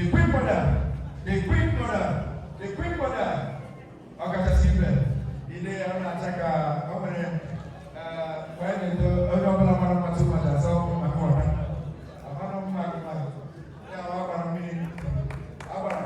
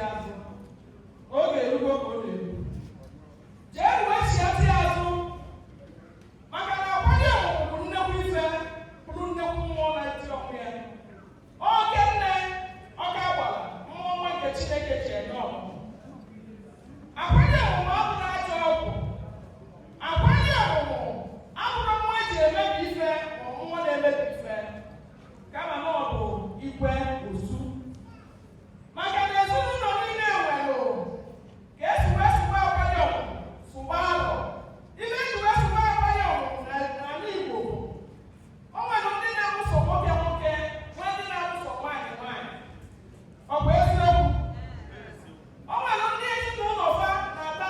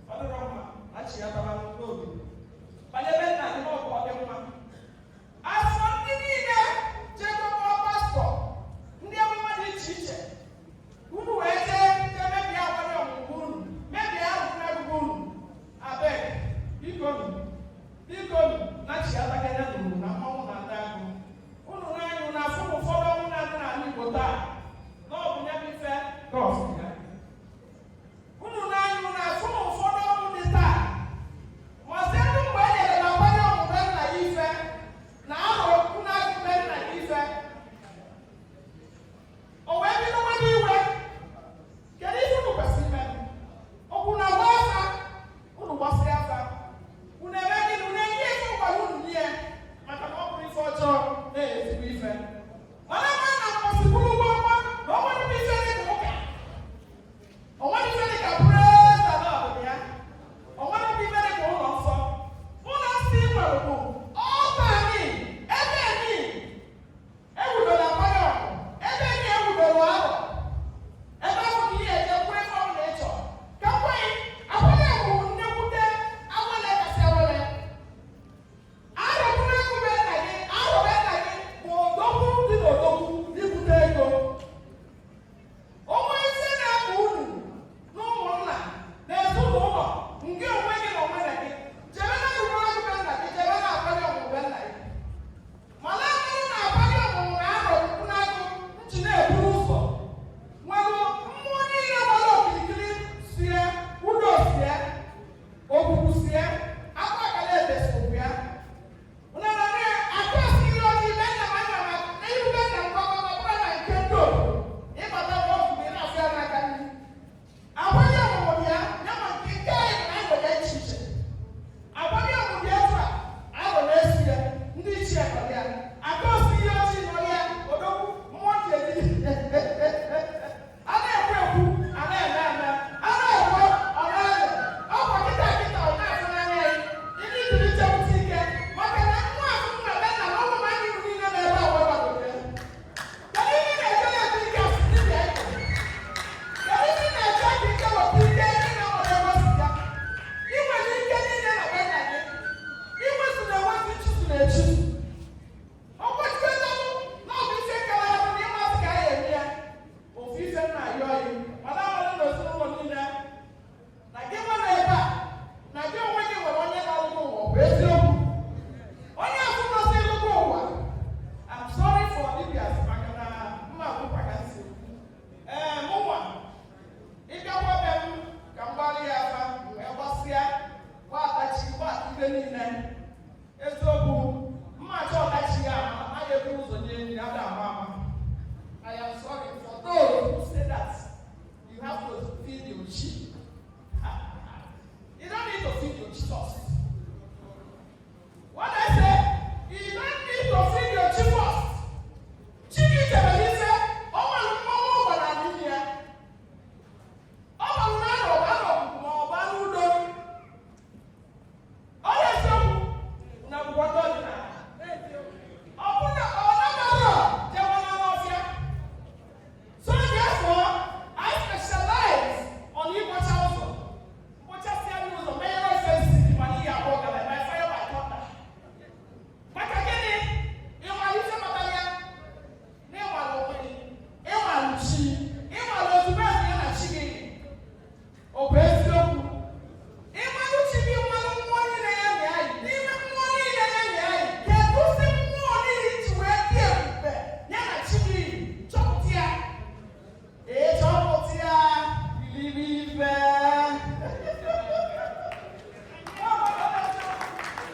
Achọpụta ya ịlachara anya anyị chere mmụọ you are one of them. A na-agwa n'ebe atụsịla ụjọ na ndị na-ekwu a na-agwa isi kikite ebe ma mmụọ na-enye nsogbu na be nna ya were ọsọ o nwere ndị dibịa kasịrị aka nọ n'ala Igbo unu n'anya na-azụ nwunye na-afụmasị dibịa ife ọ ya eme bụ ọchịnịtị ya ọwụwa anya ọchịnịtekwu ya ọwụkwụ ya ọwụwa anya ọ ga-anya ya igwelu na ọ na-eme ọ bụ eziokwu na ihe ji wee kwe ya ezu ọbụ maka gịnị ekwute okwu mmụọ ọbụla maka ndị gị na ndị na-eje ụka asị gị na ancestral spirit na-enye gị nsogbu through your just go home and through your prayer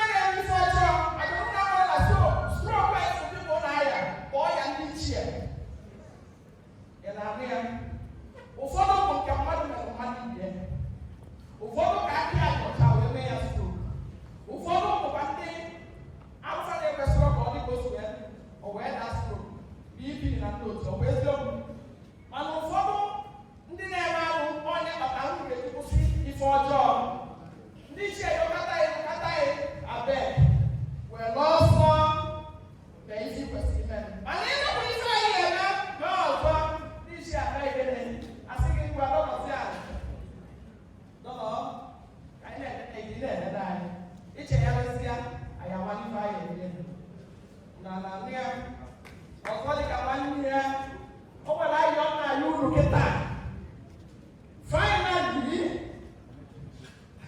unu enwekwanye ụmụ nwaanyị anyị unu enwekwanye iwechaa abụkwa nwaanyị mana abụ a special child. I'm very mysterious onye kpatara ụmụ ahụ n'isi onye so eze ri ya ayọkọrọkọ ndị a na-ayọ a na-ayọkwa m na-agba eti si n'ọfịa anya bụ ọkwa ihe akakwa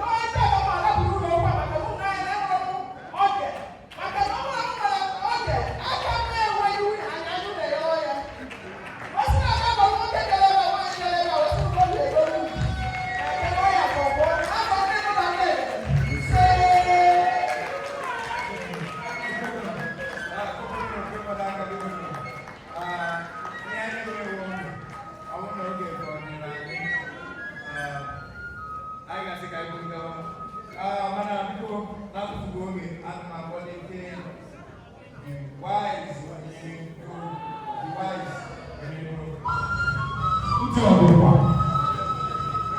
ọdụkwa ekene m ụlọ ife anyị bịara tata ka akwụsị ihe gbasara omenala na ọdịnala anyị abịara ebe a ka anyị bịara wee nwụọ narabie n'ọbụ nni ọma narabie n'ọbụ nni ọma ndị agbara ya ọmụmụ bụ ndị na-enye nwa narabie n'ọbụ nni ọma ife anyị bịara tata ochi aga m anarụ ube nna m ka nje dozie agwụ mụ wee rụọ ọrụ ndị mmiri ife anyị bịara tata bụ ife gbasara omenala Igbo na ọdịnala Igbo aka bụ gị waisi onye ego aka ji ọfọ bụ ndị ichie eze adị ụbọchị ka e mere ju emekwa ọzọ ntị ọdịkwa ama na ntị dị ọ nwere ndị na-ajụ gịnị bụ omenala gịnị bụ ọdịnala o so n'ife na-agbagwoju ndị mmadụ anya m ga-egbu nkenke maka ndị ji baịbụl na peba mbọsị ọzọ a gara na-anọkwa etu ya maka ndị si bi waisi bido ka enwe ike kootu si ebe ọ dị na baịbụl omenala na ọdịnala ọbọsị bụ ọka ọ dị ife ọ dị n'ịtọ omenala na ọdịnala na ọdịbendị ị nwere ike ime omenala na otiatụ ọdịnala onye ọbụla si na ya bụ omenala na-eme ọdịnala maka ife dị n'ala ka eji eme omenala onye ọbụla na-eme omenala na-eme ma ọdịbendị mana so ibe chọrọ ịgwa ụlọ ụdazi na akwụkwọ ahụ ebiri mụ na gị na-agbọrọ baịbụl nke ị na-akpọ holy book nke m na-akpọ akwụkwọ ịkaja akwụkwọ abụrụ ụbụrụ mụ na gị na-abụ were be anyị ọha n'isi mana achọrọ m ka m gwa gị datị na akwụkwọ ahụ bụ okwu ndị nna nna gị kwuru eri mgbe ka ezuru were na gịnị were dị nnukwu na mefa were nyezie nwanne ahụ nwoke bụ King James na-eme akwụkwọ wee cheziere gị ụfọdụ ife baya ka ji wee sata ọ bụrụ na isi ime omenala ọdịnala na abe nna gị ji ebiti ya maka adị abụ isi aka abụ eme gịnị agwa ụlọ nke bụ eziokwu bụ na ihe ọgbakpụrụ tụrụ anya anya na omenala ife omenala ji ada bụ na isi omenala bụ nwaanyị ilele ụmụ nwoke ugboro ole ka nwoke na ụmụ ya na-anọ mana gị ọbụ nne bụ aja bụ the mother of earth kwesịrị ịkụziri nwa gị ihe ọ kwesịrị ịma iwe kwesịrị anya obodo Fatina na eze nwaanyị nke eluigwe dapụtara ụmụaka ịtọ na 1917 ma nwatakịrị asị onye obodo ebe ka ọ bụ ọmarụ onye mụtara nna nna ka ọmarụ mana ịjụọ ya ka ị na-agbụrụ nne ya si ọmarụ ịjụọ ebe ka Jizọs dị ọgwa gị na ọ na-amatụ chapta 1 verse 1 agbụrụ Jizọs niile tata ka m chọrọ ịkọwara unu na nwa ọkụkọ ha na-anwa ike na ebe ndị ya nọ bụ n'ọdịnala ihe chọrọ ka m kọwara gị maka asị gị na ha yesi ebe ị ga-eje wee nweta ọgwụgwọ nsọ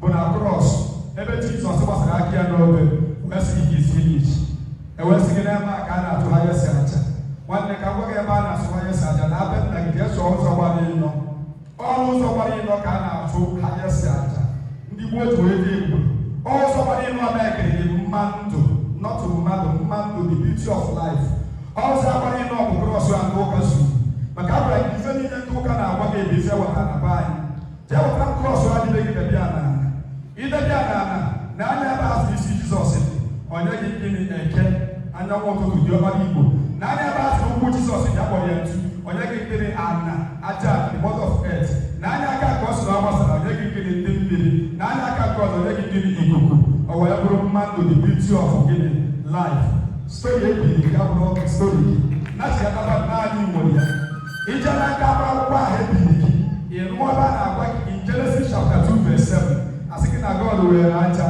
were mmiri gbuo ya bunye ụmụ ọ bụrụ mmadụ ị na-alụ na o wetara aja mother of earth weta mmiri anyanwụ abịakpọ ya ị nwere ike ịkwụsị aja ụdị aka mmiri ịkpụ aja iweta ji weta mmiri kpụọ ya iwe anyanwụ akpọ ya o wee bunye ume ọya bụ icheki ya mọda asị na-amụ nwa today jee jụọ si jee n'ụlọ ọgwụ gwụọ ma ọ bụ na nwa apụtara omerụ ụgara obere akwa ịma mmebe ọra mara ogboro ọbe akwa ife a ga-eme ebe a bụ ị na-etinye aka na arụ ka ọ nwee ike nachiyata maka na ifepụtara agba bụ ịtọ fie ezubighi nọ ifepụtara agba bụ na aja na-efolotu ogo onwe ya mmiri abịa banye anyanwụ abanye ikuku ababeghị abatara ikuku ba ha na ọ bụrụ mmadụ the beauty of life otie ụwa ntị ọdụkwa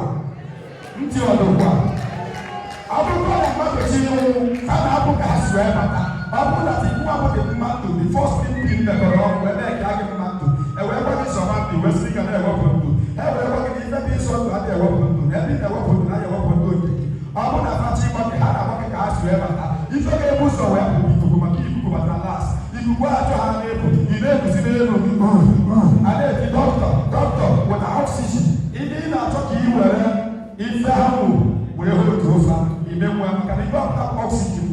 na aja na ikuku na gị na mmiri were pụta. Mgbe anyị na-eme ka dọkịta were oxygen ji ya ha decide go na ha chọrọ egwu ikuku ihe bụ ụzọ pụọ ọ pụọ ime ọ bụ na ikwubie na ife ọzọ na-apụghị gịnị anyanwụ your sanity your energy anyanwụ pụọ ha n'ifụ na-acha ọcha na-eji oji gbachie oji mmiri ahapụghị pụọ iche nchie anya aja anasị come back bịa ebe ibi nọ na-aba ite ntị ọdụgwa asị ịgọba ka anyị sụrụ ebe taa mmadụ ama nna ana ma anyị dị nne a ga-akọ ọtụsị ya nwayọ nwayọ ihe a chọrọ ịgwa gị bụ na ngwa bụ ndị mpụ na ndị egede ngwa bụ ndị kwuo so ịkọwara gị ife kwesịrị ịma ọ bụrụ na ị chọrọ ka ị mara datị na baịbụl ebiri gị bụ ọdịnala ndị nna nna gị ndị nna nna gị kwuru jee kwụrụ aka gị na-agụ baịbụl site na pastọ enyezina gị chafta ịbanye ebe a na-agụ testament niile ụfọdụ ọbịa tradishọn ma ị natazie na New Testament ifebe ka ijebe isi techara ute chefusizie good news and na-efe isi aka ama ka aka gị n'ihi nso unu aka ya eri gị ọzọ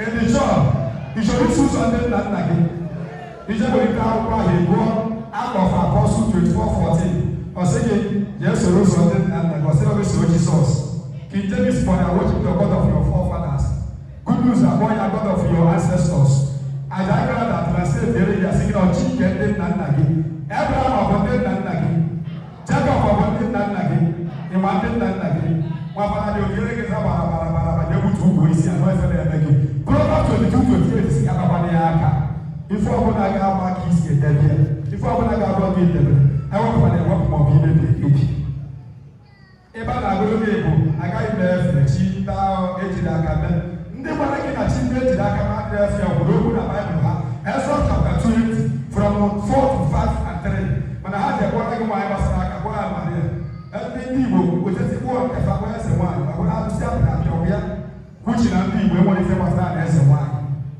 onye ọbụla na-efuru ọmụmụ ya ihe anyị kwuru bụ gịnị ọ bụrụ na ọrụ mana gị ịza agbara nwaanyị ma ọ dibịa nwaanyị ma nwaanyị na-eme nka eze nwaanyị ma bụrụ maka ndị Igbo so ọ bụrụ na dịnichi na-asị omenala be nna ị ga-ebido be nna gị maka na ọ be nna gị isi omenala ịma mbịaba omenala ntụ ndị be anyị si eme ya ịma mbịa ka ndị be maazị si eme ya mana ihe ụkwa anyị na-agba ịkụziri gị n'ife abịa gị na-arụ na ọ bụrụ arụ so wee were ohere a wee na-asị ka ọ bụ anyị etu a anyị ga na-emesi semina every month ọ bụla anyị ga-enwe semina ma ọ n'obodo kwuo ọ bụrụ na chọrọ ịna semina ọ ga-adị etu a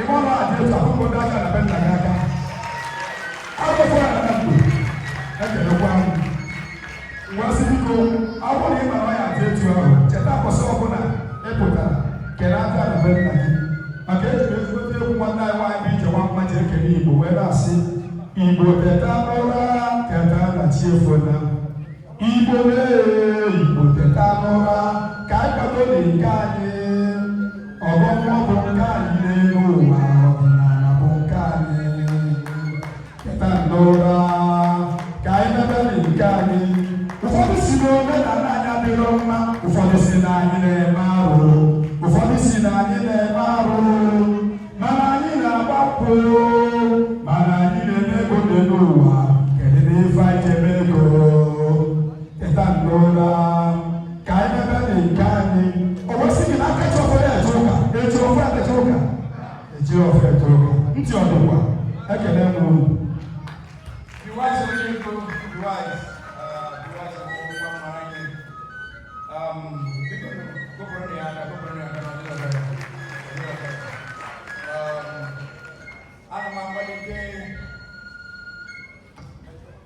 the Metro of Africa.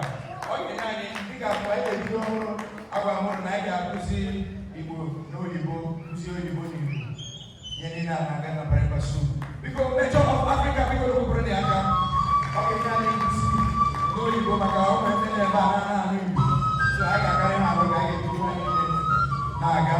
The Metro of Africa, the Metro of Africa, the Metro of Africa, the Metro of Africa.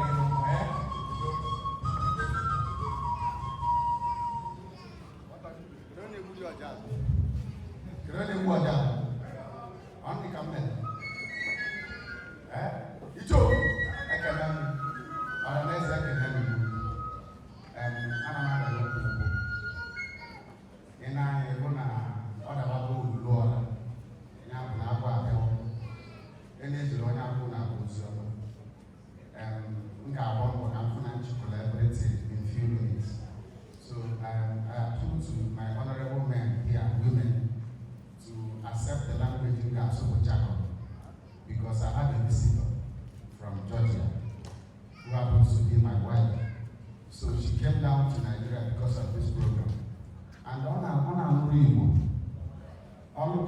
nso na-arụzi interpreter a na-asụ na-akọwara ya ije butere ya ala Igbo bụ akụ ịma na ndị be anyị chere na abụ sọ ndị Igbo ka ọ na-ata mana akụ bụ universal consciousness.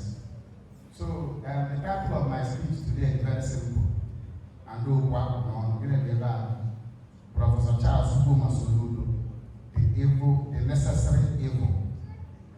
Underline the word, Professor Charles Buma Soludo, the necessary evil. And why did I call it the necessary evil? Professor Charles Buma Soludo, through his actions and inactions, propelled our collective demons, and that is why we are here.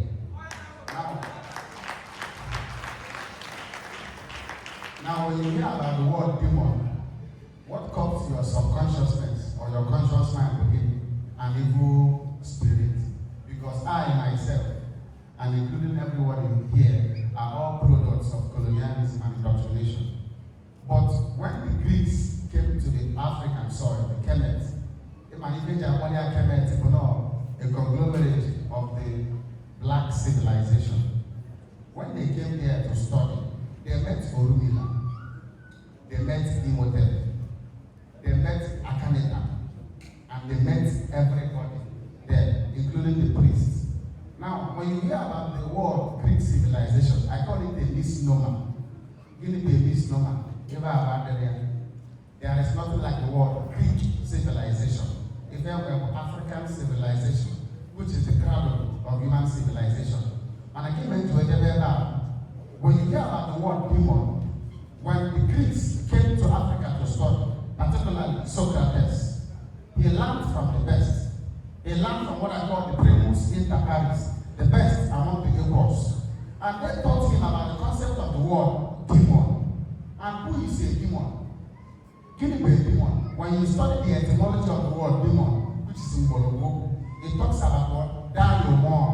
Gini be diamond, a divine spark, a guardian angel, a divine spark inside of you that guides your existentialism, that guides you towards achieving your divine purpose. That demon in you will take you to that your compass, so why the say that Professor Charles Buma Soludo is a necessary evil? Because he propelled a collective demon inside every one of us here. Without Buma Soludo, we won't be here. I told my brother that directly and indirectly, that the ancestors and the cosmos is using him. Oh, yes, and our man. So we came here today because the lunatic took over the asylum. I am asking about the Nana. Charlatans hijacked for the Nana and began to preach the gospel of Mammon, or the gospel of materialism. And those philosophy contradicts what I call the central philosophy of the Igbo enterprise.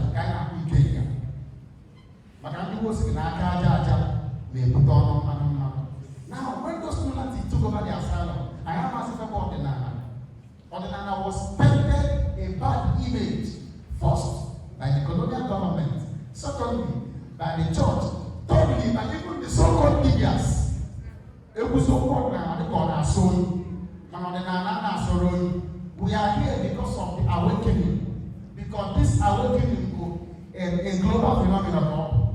When you travel to all corners of the world, every corner of Africa, you will see people preaching about going back to the root, going back to the root. And the question becomes, what root are we going back to? Are we going back to romanticize with the past? Are we going back to the primitive era? No. When we talk about going back to the roots or to the Igbo consciousness, what I call the Igbo epistemology, we are talking about embracing the totality of the Igbo knowledge system. I stand here to be corrected. Ordinana is built on three foundational pillars: self-preservation, self-mastery, and self-actualization. The tripod of balance. Any pastor or any man of God or any wine that preaches contrary to this three philosophy, what is self-preservation? Self-preservation tells you about knowing who you are, preserving your identity, preserving your culture,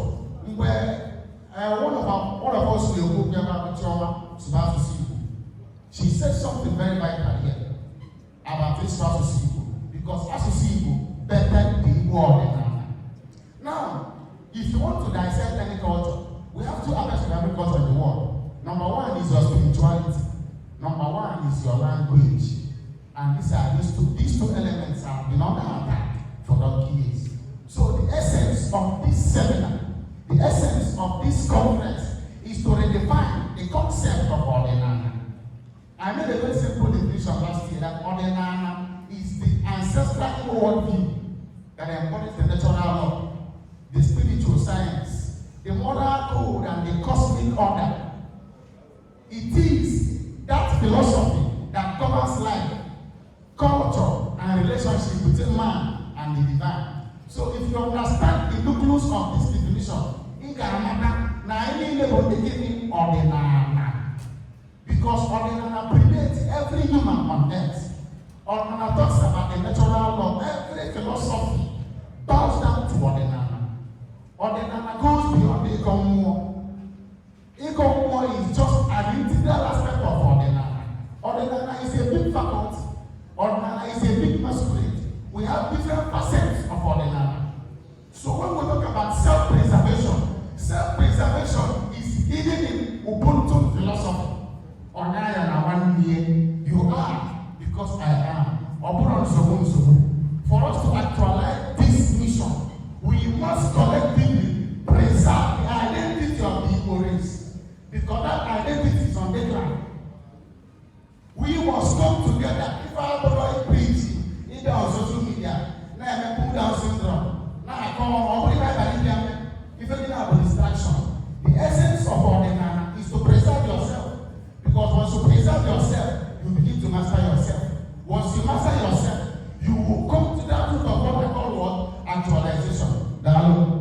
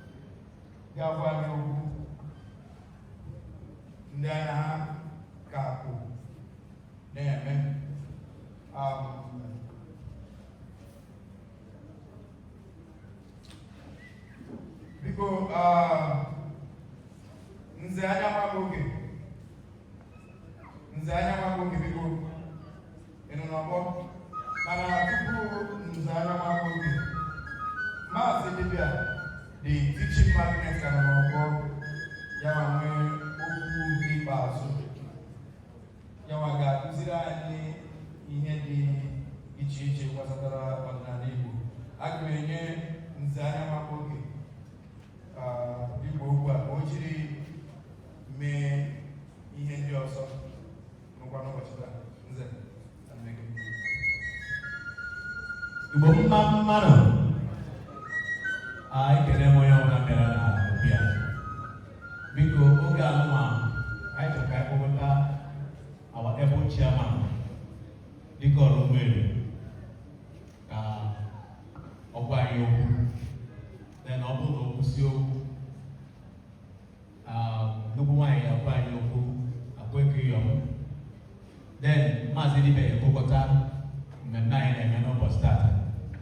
Dike Olumere, ekele m.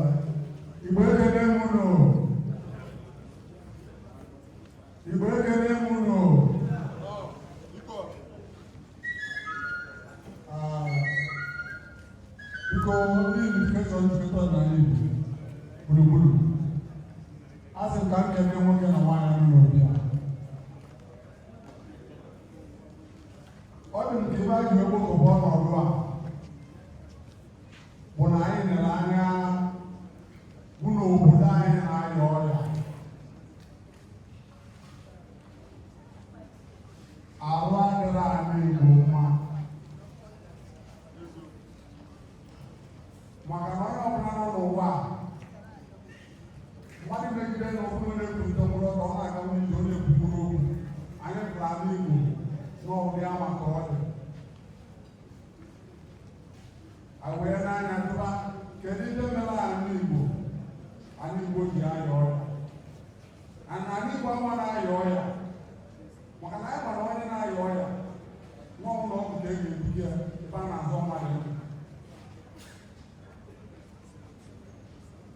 anyị n'anya hụ na anyị Igbo na anyị niile na-arịasị ọrịa ma ọ nwekwuru onye dugara n'ụlọ ọgwụ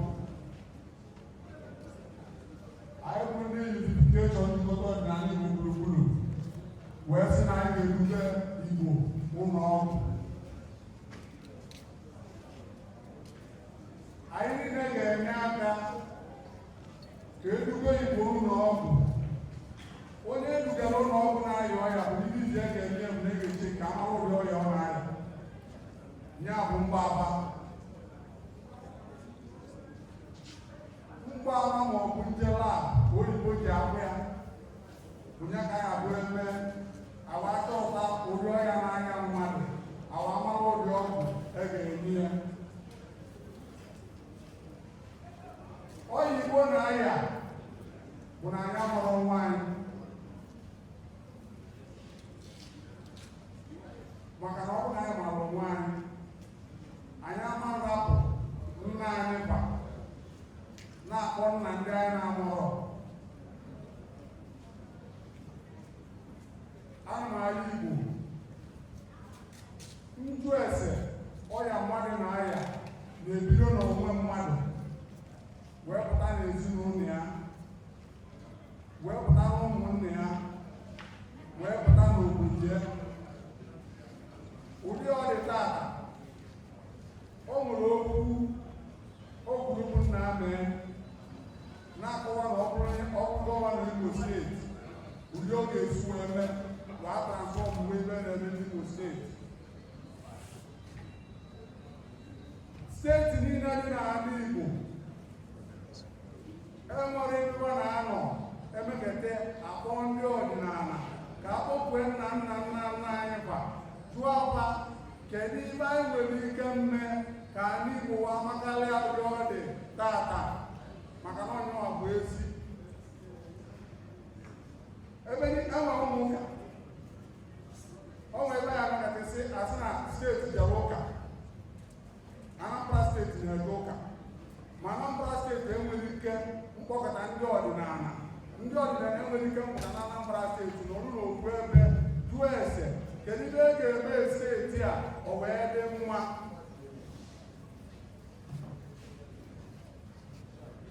ibe nna ya ọ bụ mmadụ niile ndị bịara ọgbakọ ata onye ọbụla na mbụ ebe ya jụrụ ese omume ya ịjụsi ese onwe gị jụọ ese ụmụnne gị jụọ ese ụmụnna jụọ ese obodo ka e wee nwee ike ngwa Anambra steeti ka a jụrụ ese Anambra steeti n'ụdị ọdịnala ka ebe anyị nwere ike mme maka na ọsọsọ ebe a ka ya abụọ na ime ntaka niile anụnwa ma mmerụ ahụ niile na ebe anyị na-akpụ na ọdụrụ mma ebe a ka anyị ga-esikwa eme ọ dị mma ọnwa ajụ nchọ ndụ bido from federal to ward, from federal government, state to local government to ward.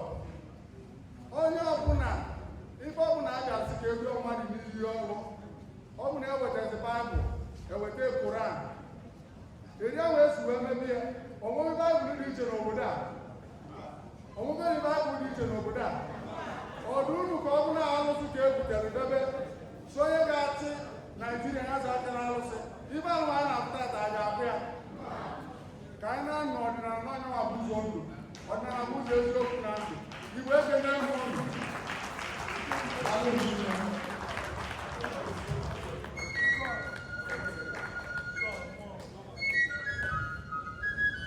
si ndị niile nọ n'ilo na-asị m na mkpụta 5 gbabatara n'ime ụlọ ma moto ha chọrọ iji na-anata ya agba si ndị niile nọ n'ilo na mụ sị na mkpụta 5 gbabatara n'ime ụlọ iti ike na moto ọya gbara ọsọ si ndị niile nọ n'ilo na mụ sị gbabata n'ime ụlọ echimezie onye ọbụla anara ụlọ ọgbọ gị abụghị mgbe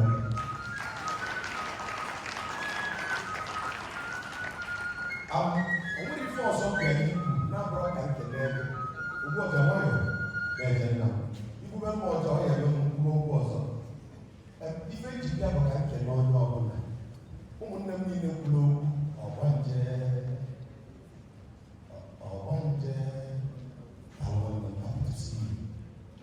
onye ọbụla kwuru okwu kwutachara ya karịa mụ nwe ikwube ndị n'ọzọ bụ iyi arụ mana ofu okwu ka m mụtara taa na amụta m na ejirimara ndị bụ Igbo dị n'asụsụ fa ọkwana ya mụtakwa na nwaanyị anyị were isi Chineke nyere ya wee mee o nwere mgbe dịka ọsị aka na ahụ aka nwekwe onye metụrụ aka nwekwe onye kpọrọ afa mana obi gị na-agba gị ike mana etu obi gị si agba gị ike biko kamera bute nke a ana m aka ọfọ n'isi ndị niile bụ isi ọchị wee bịa gbadata a sị Chukwu metụrụ aka n'obi unu ma na ntutu isi anyị ji bụrụ ndị Igbo amaka ibe niile anyị bụ isi bụchakwa mma mana ka nta alụ n'ofu mmanwụ iruo na India o nwere ritual a na-eme wee kpụọ nwaanyị isi ritual a bụ onye ụwa gbara ụjụ adịmekwu eto ritual a eje Thailand fụ ya luo Cambodia fụ ya luo Vietnam fụ ya o nwere ime megide nwaanyị ụjụ gbakarịa ya bajapụpụ gịnị isi ba ịmali n'ebe a ka most of these human beings ga-abịa ụjụ mmadụ kwupụrụ n'isi ya ụmụnne m butere. I'm not saying this to disrespect the women. Respect them. I mean no disrespect. Mana mụ na-ekwu ka ọ ya na-ekwu ebe isi na ọkịrị mgbanwe isi na-eme ọkịrị mgbanwe isi onye ọzọ kọpụ ka ime gịnị ikwu ya ịma na o nwere uche ka njizi ekwu okwu kịta watch am sometimes ndị akwụkwọ m ugwe ụka akpata m anya eme ebe niile ka m gosi na ọgwụgwa nna ya gbara ụgwọ ọ bụ na ị maara na ọgwa mgbe m na-eje ụka ịma nghọta ekwe ndị ụka gbara ala n'ụwa na m usoro ụka gbalị na ala o nwere onye na-agwa m nsị ya ibe megide mmadụ gbara ọgba nkịtị ji obodo Igbo ji anya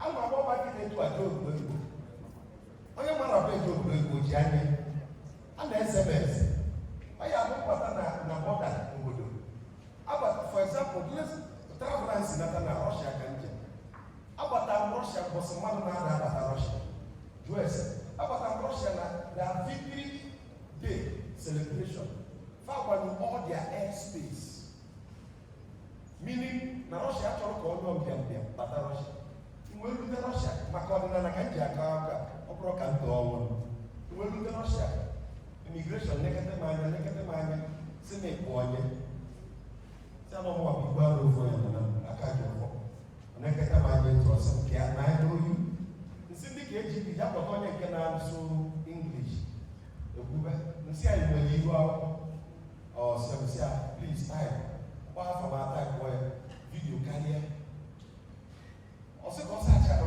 na nwaanyị ada asa achị akpa m nyachaa n'ezi na mụgwụ ọgwụ na akpa ejekwa ndị nke nwoke asa achị akpa m nzuzu a na-emepụta akpa m igwe na-adapụtacha ọsị onye dị ife nke a mgbe njikọ ọbasị alụfa onye mbụ mụ nwee ndị ekwesịrị ka eme arrest dipọtụ mbụrụzi tourist attraction ọkpọma nwanne ya si ọkpọma ndị nke na-ada anọ asụ asịba bịa na igwe si Afrịka bịa ndị Russia wee were sere pikchọ anọ m 3 hours na airport and na-ese pikchọ kedu ife njikọba aka ọ bụ na mụta ọkụ yiri shirt and trouser that day bata Russia dị wrong I may be returned. The day njem dị nweta visa anọ m na embassy just 2 things ka m gwara nwa onye ọcha within 1 minute ife niile kere ebe a bịa tourist visa ife nyere m 14 days enye m 30 days ọ nwere ihe na-amụta ka ị dị ju gị afọ ọ na-abụ ndebe mbasi akpa agba ma ọ banyere etu a ndị ka m na-adị eje mbasi mbata na mbasi ọ na-imidi ozugbo ikwure mọch na m na-eje for cultural research ọ na-ema no need o nwere ka ọ dị na nta ọgụ ị na-asị na m na-eje cultural research it doesn't make sense No, enough, good man. If we in now, you don't need to explain. Can you imagine the river? For men are in when they do this. Now, Nanchikoto, ordinary Igbo has started proving itself now, Manofo.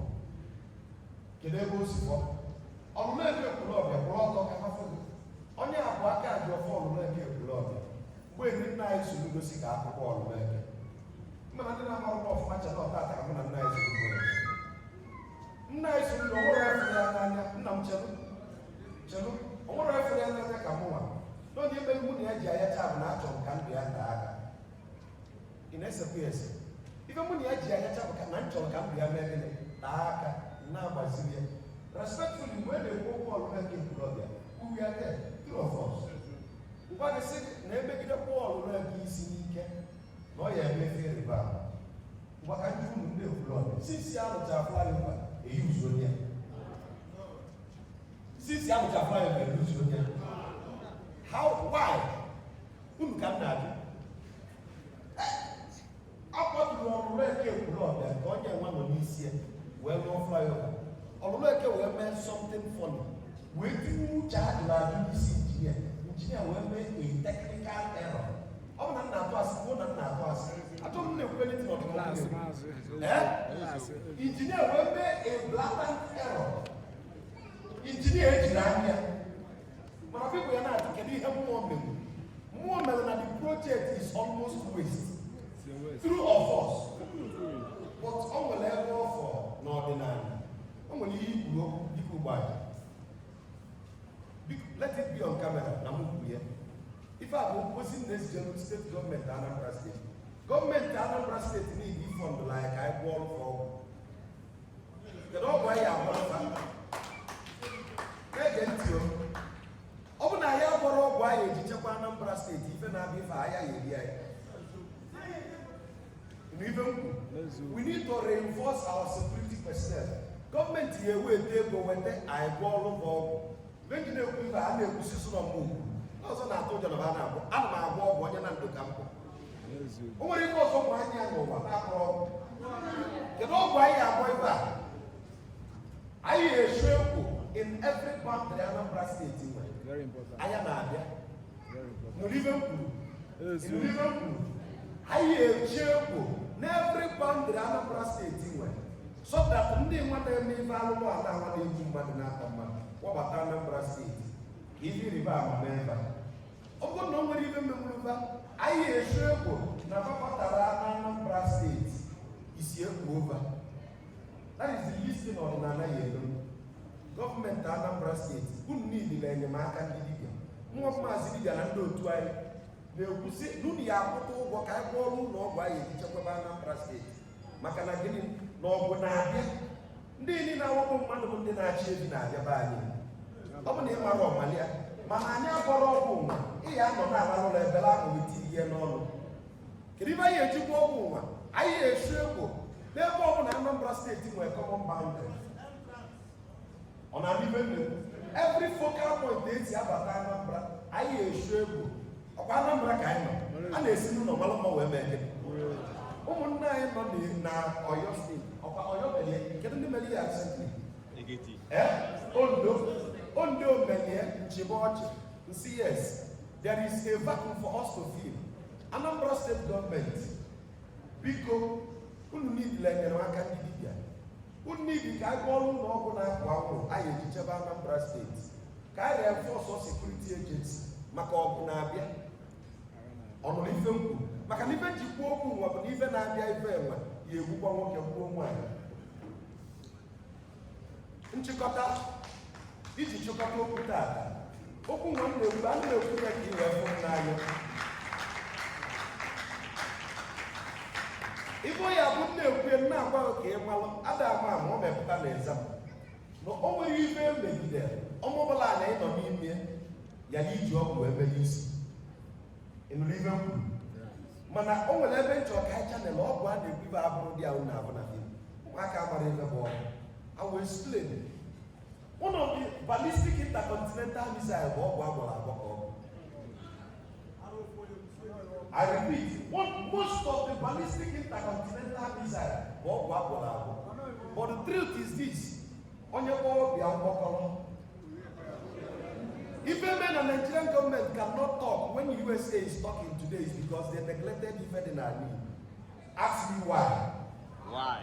UNA Nosuka was the first each man who fair play.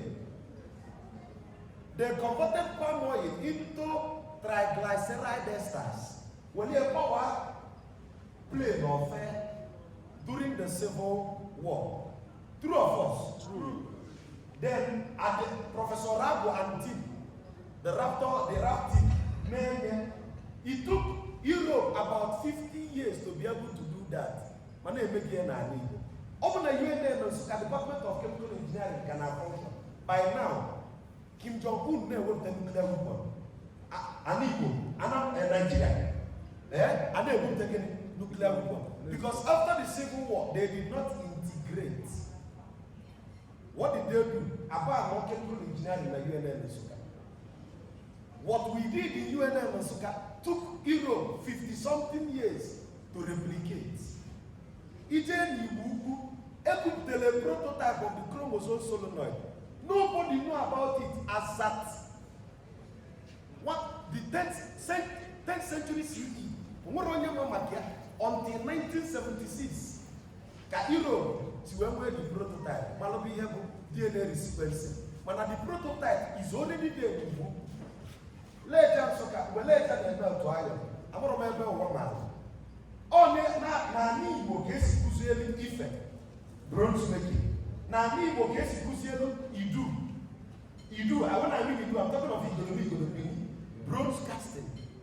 What am I trying to say?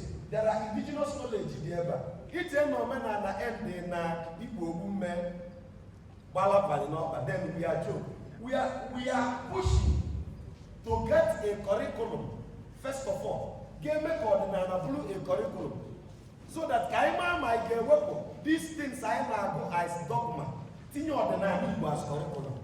Secondly, we are also working to integrate marriage certificate here with the Northern Ireland. If we go on and make a certificate that will be recognized by the federal government. If any land in the pipeline. Why are they bringing Mutaman? You court. It doesn't make sense. Nanchikoto. If you don't laugh on our need, we'll work a one man, one wife. Take it or leave it. If you don't laugh on our need, one man, one wife. Not every man can handle polygamy. Here did you down for polygamy? Think I'm talking about the sexual escapade. No. I'm talking about a communal living whereby we are living for the society. But I know why you're going for. Before we can talk in a conference, I will report that. Guide the young broker at the time. And guide the time broker at the age. We are growing, but we need to do more. I am the only person that won't be taking the Mama Tarifa. Madam, don't be hasty to criticize me. One new one them can you be Buzenka, was here more. But can you put them you are one way in our body? In our tomato, then apple. Or there is especially in this era, and I talk I made mistake. And we can nominate them for us to get a member to all that no. Bologna now was in me mono. One them to go to message, I will give you to go to and say, okay, nobody even it was here one. It is not when you were not where you want to get or what way phone. It is not your promoting. Only the one that you could be around one with the law. Nimono, I look at one again, or it's much about come now, woman. Can you tell me? Oh, no, but an eye on your kaida. Oh, no, but an eye on your kaida. What if you one out there said like, oh, why go up walking them more than that if you open a check. Go on mine them more than if you open a check. If they give a whiskey, go no woman, and kind of person, no woman. I want to walk in my room as never the gala. mma si enwe nwa abụọ mara mgbe eji bịa edute mma achịrị taa mma labanye mụ kwuru because ihe na-eme bụ na ị na-abịa agbọ weta na izu bụ oke. That is why I don't pretend to be holier than thou. Ịnụ ife m kwuru mana uche gị bịa ka ya n'isi n'ebe ị nọ kọjá afọ Chineke. N'ọnwa anyị na-esi ka anyị mee ka ọdịnala dị mma, biko bụrụ onye nchekwa nwanne gị, bụrụ onye mgbazi nwanne gị, mana agbazina nwanne gị n'ihu akwụkwọ, onye n'ihu ụlọ tụọ dị ya. Biko ọ ya asọ m, ọ ga-asọ m na onye ọbụla na-ebe a ji n'otu obi ka anyị na-eme ihe niile anyị ga-eme ka omenala dị mma. Iji maatụ, ọkwa ịma na mụnwa kịta asị ka mmebe ka ọ dị sọsọ m mma, mma azọta mkpịsị onwe m, three of us, mma azọta mkpịsị onwe m. Ọnwa ọtụtụ university chọrọ obodo Igbo chọrọ ka bụrụ onye nkuzi n'ebe a, mana anyị Igbo anyị ọnwa ife Chineke jiri anyị ya n'aka. Kedu oke n'ọrụ gị na omenala mmadụ niile ahụ onye nkuzi? Onwe ndị bụ aka ji aka. Your own job bụ iji ego mee gịnị? Kwado anyị. Igwe ka izu ọkọkọ ọgwụ wee ka ego ka anyị were mee ọdịnala. Chineke bụ iri ego na-abụ agụ nke gị. Agụ nke gị bụ agụ na-akpata gị ego. Ịkpata ego etinye. Onwe ndị bụ ndị na-atụ alụ. We will have a governing council in time to come. The governing council ga-enwe brainstormers na-atụsila anyị atụmatụ. Ilu na Toyota, onwe ndị Toyota na-akwụ ụgwọ. They don't do anything. My friend alụ. Just to mmadụ isi na ala na-echepụta ije. Facha ite ije n'otu ebe a na-akpọ ha brainstormers, critical thinkers. Ọ dị na many big companies, anyị ga-eme ike n'ọdịnala. Because na mgbe na-abịa, obodo anyị anyị fụrụ anyị nọ n'ime, ịma na olugo mgbe ya ajọ ile ndị nche. Ịnụ ihe m kwuru, olugo mgbe ya ajọ ile ndị nche. Ịda ngwa nwoke na-adị usoro pụta nche. Ife na-achọ ịwakpa ala Igbo. Fe elutegokwa Enugu. Ọkwa ịma ife ọbụla ụlọ ube na elugo Enugu. Ka ike na-ajị n'ume ndị nne na ego oke na ọrụ ụlọ dị. Metụ nwanne gị aka sị ya nọ nsọ bụ ọgwụ. Enyesina dị gị n'ime ị nọ na nsọ. Onwe mgbe ọ dara ka ọ ya n'ime dị. Ekwesịrị ka nwoke dị n'agụ na ị nọ na nsọ. Onwe mgbe ọ dara ka ọ ya n'ime dị. Fe ji ekwu ife a bụ na ọ bụrụ ụmụ nwoke dị n'ala Igbo esiri ike, ọgụ a na-abịa ya egbugbo anyị mmadụ ama afọ. Ịma afọ ife ka si abịa mana ama mma ọdị nso. Fa agba ama mbọ na 1970 ka ama na egbugbo anyị 67 to 70. Complete 30 months ekwugidela ya ya achụ ịnwe agụ anyị na-ekwufa na-egbu anyị. Mana ụdị ndị nụrụ ụdị ọgwụ a dị ọzọ na be anyị kịta. Nwee na-akụkụ nwanne m ka eke isi akwado. Mmadụ onye na ndị Igbo bụ nwoke kịta anọrọ mma. Ịma na ị nwere obejiri nke gị na be gị na onye aka ego. Nwoke onye nwere obejiri nke ya. Obejiri eso na-eso, nwoke obejiri eji ekwu ife, na obejiri eji eje ọgụ. Ịgbalụ. Mgbe mmadụ onye nọ n'ala Igbo kịta nwere laịsensị ebe. Ịma na ị nwere laịsensị ebe onye aka ego. Enwego nwe laịsensị. Ma ebe ji jube esa, na ebe ka anyị na-esicha ọnwa anyị, mana stika pasọrọ dị n'ọnụ ụzọ. Do you get my point? Mana jee n'ugwu, ndị ugwu niile nwere ife eji ebe mmọnwụ. Ọgwụgwa bụ obodo aka, kedu ka esi chekwa ezinụlọ? Asọmpi chekwaba obodo. Bego, ụmụaka ga-eri na akwụrụ mba ọgwụgwa bụ obodo aka ga-echekwa. Ụmụrụ ome ka asị eme a ka ị na-apụta wela onye ike nwa nkụ ka ị wee nwee ume ntachigide obi ife ike bịa. How many of us can be fit for 30 minutes now?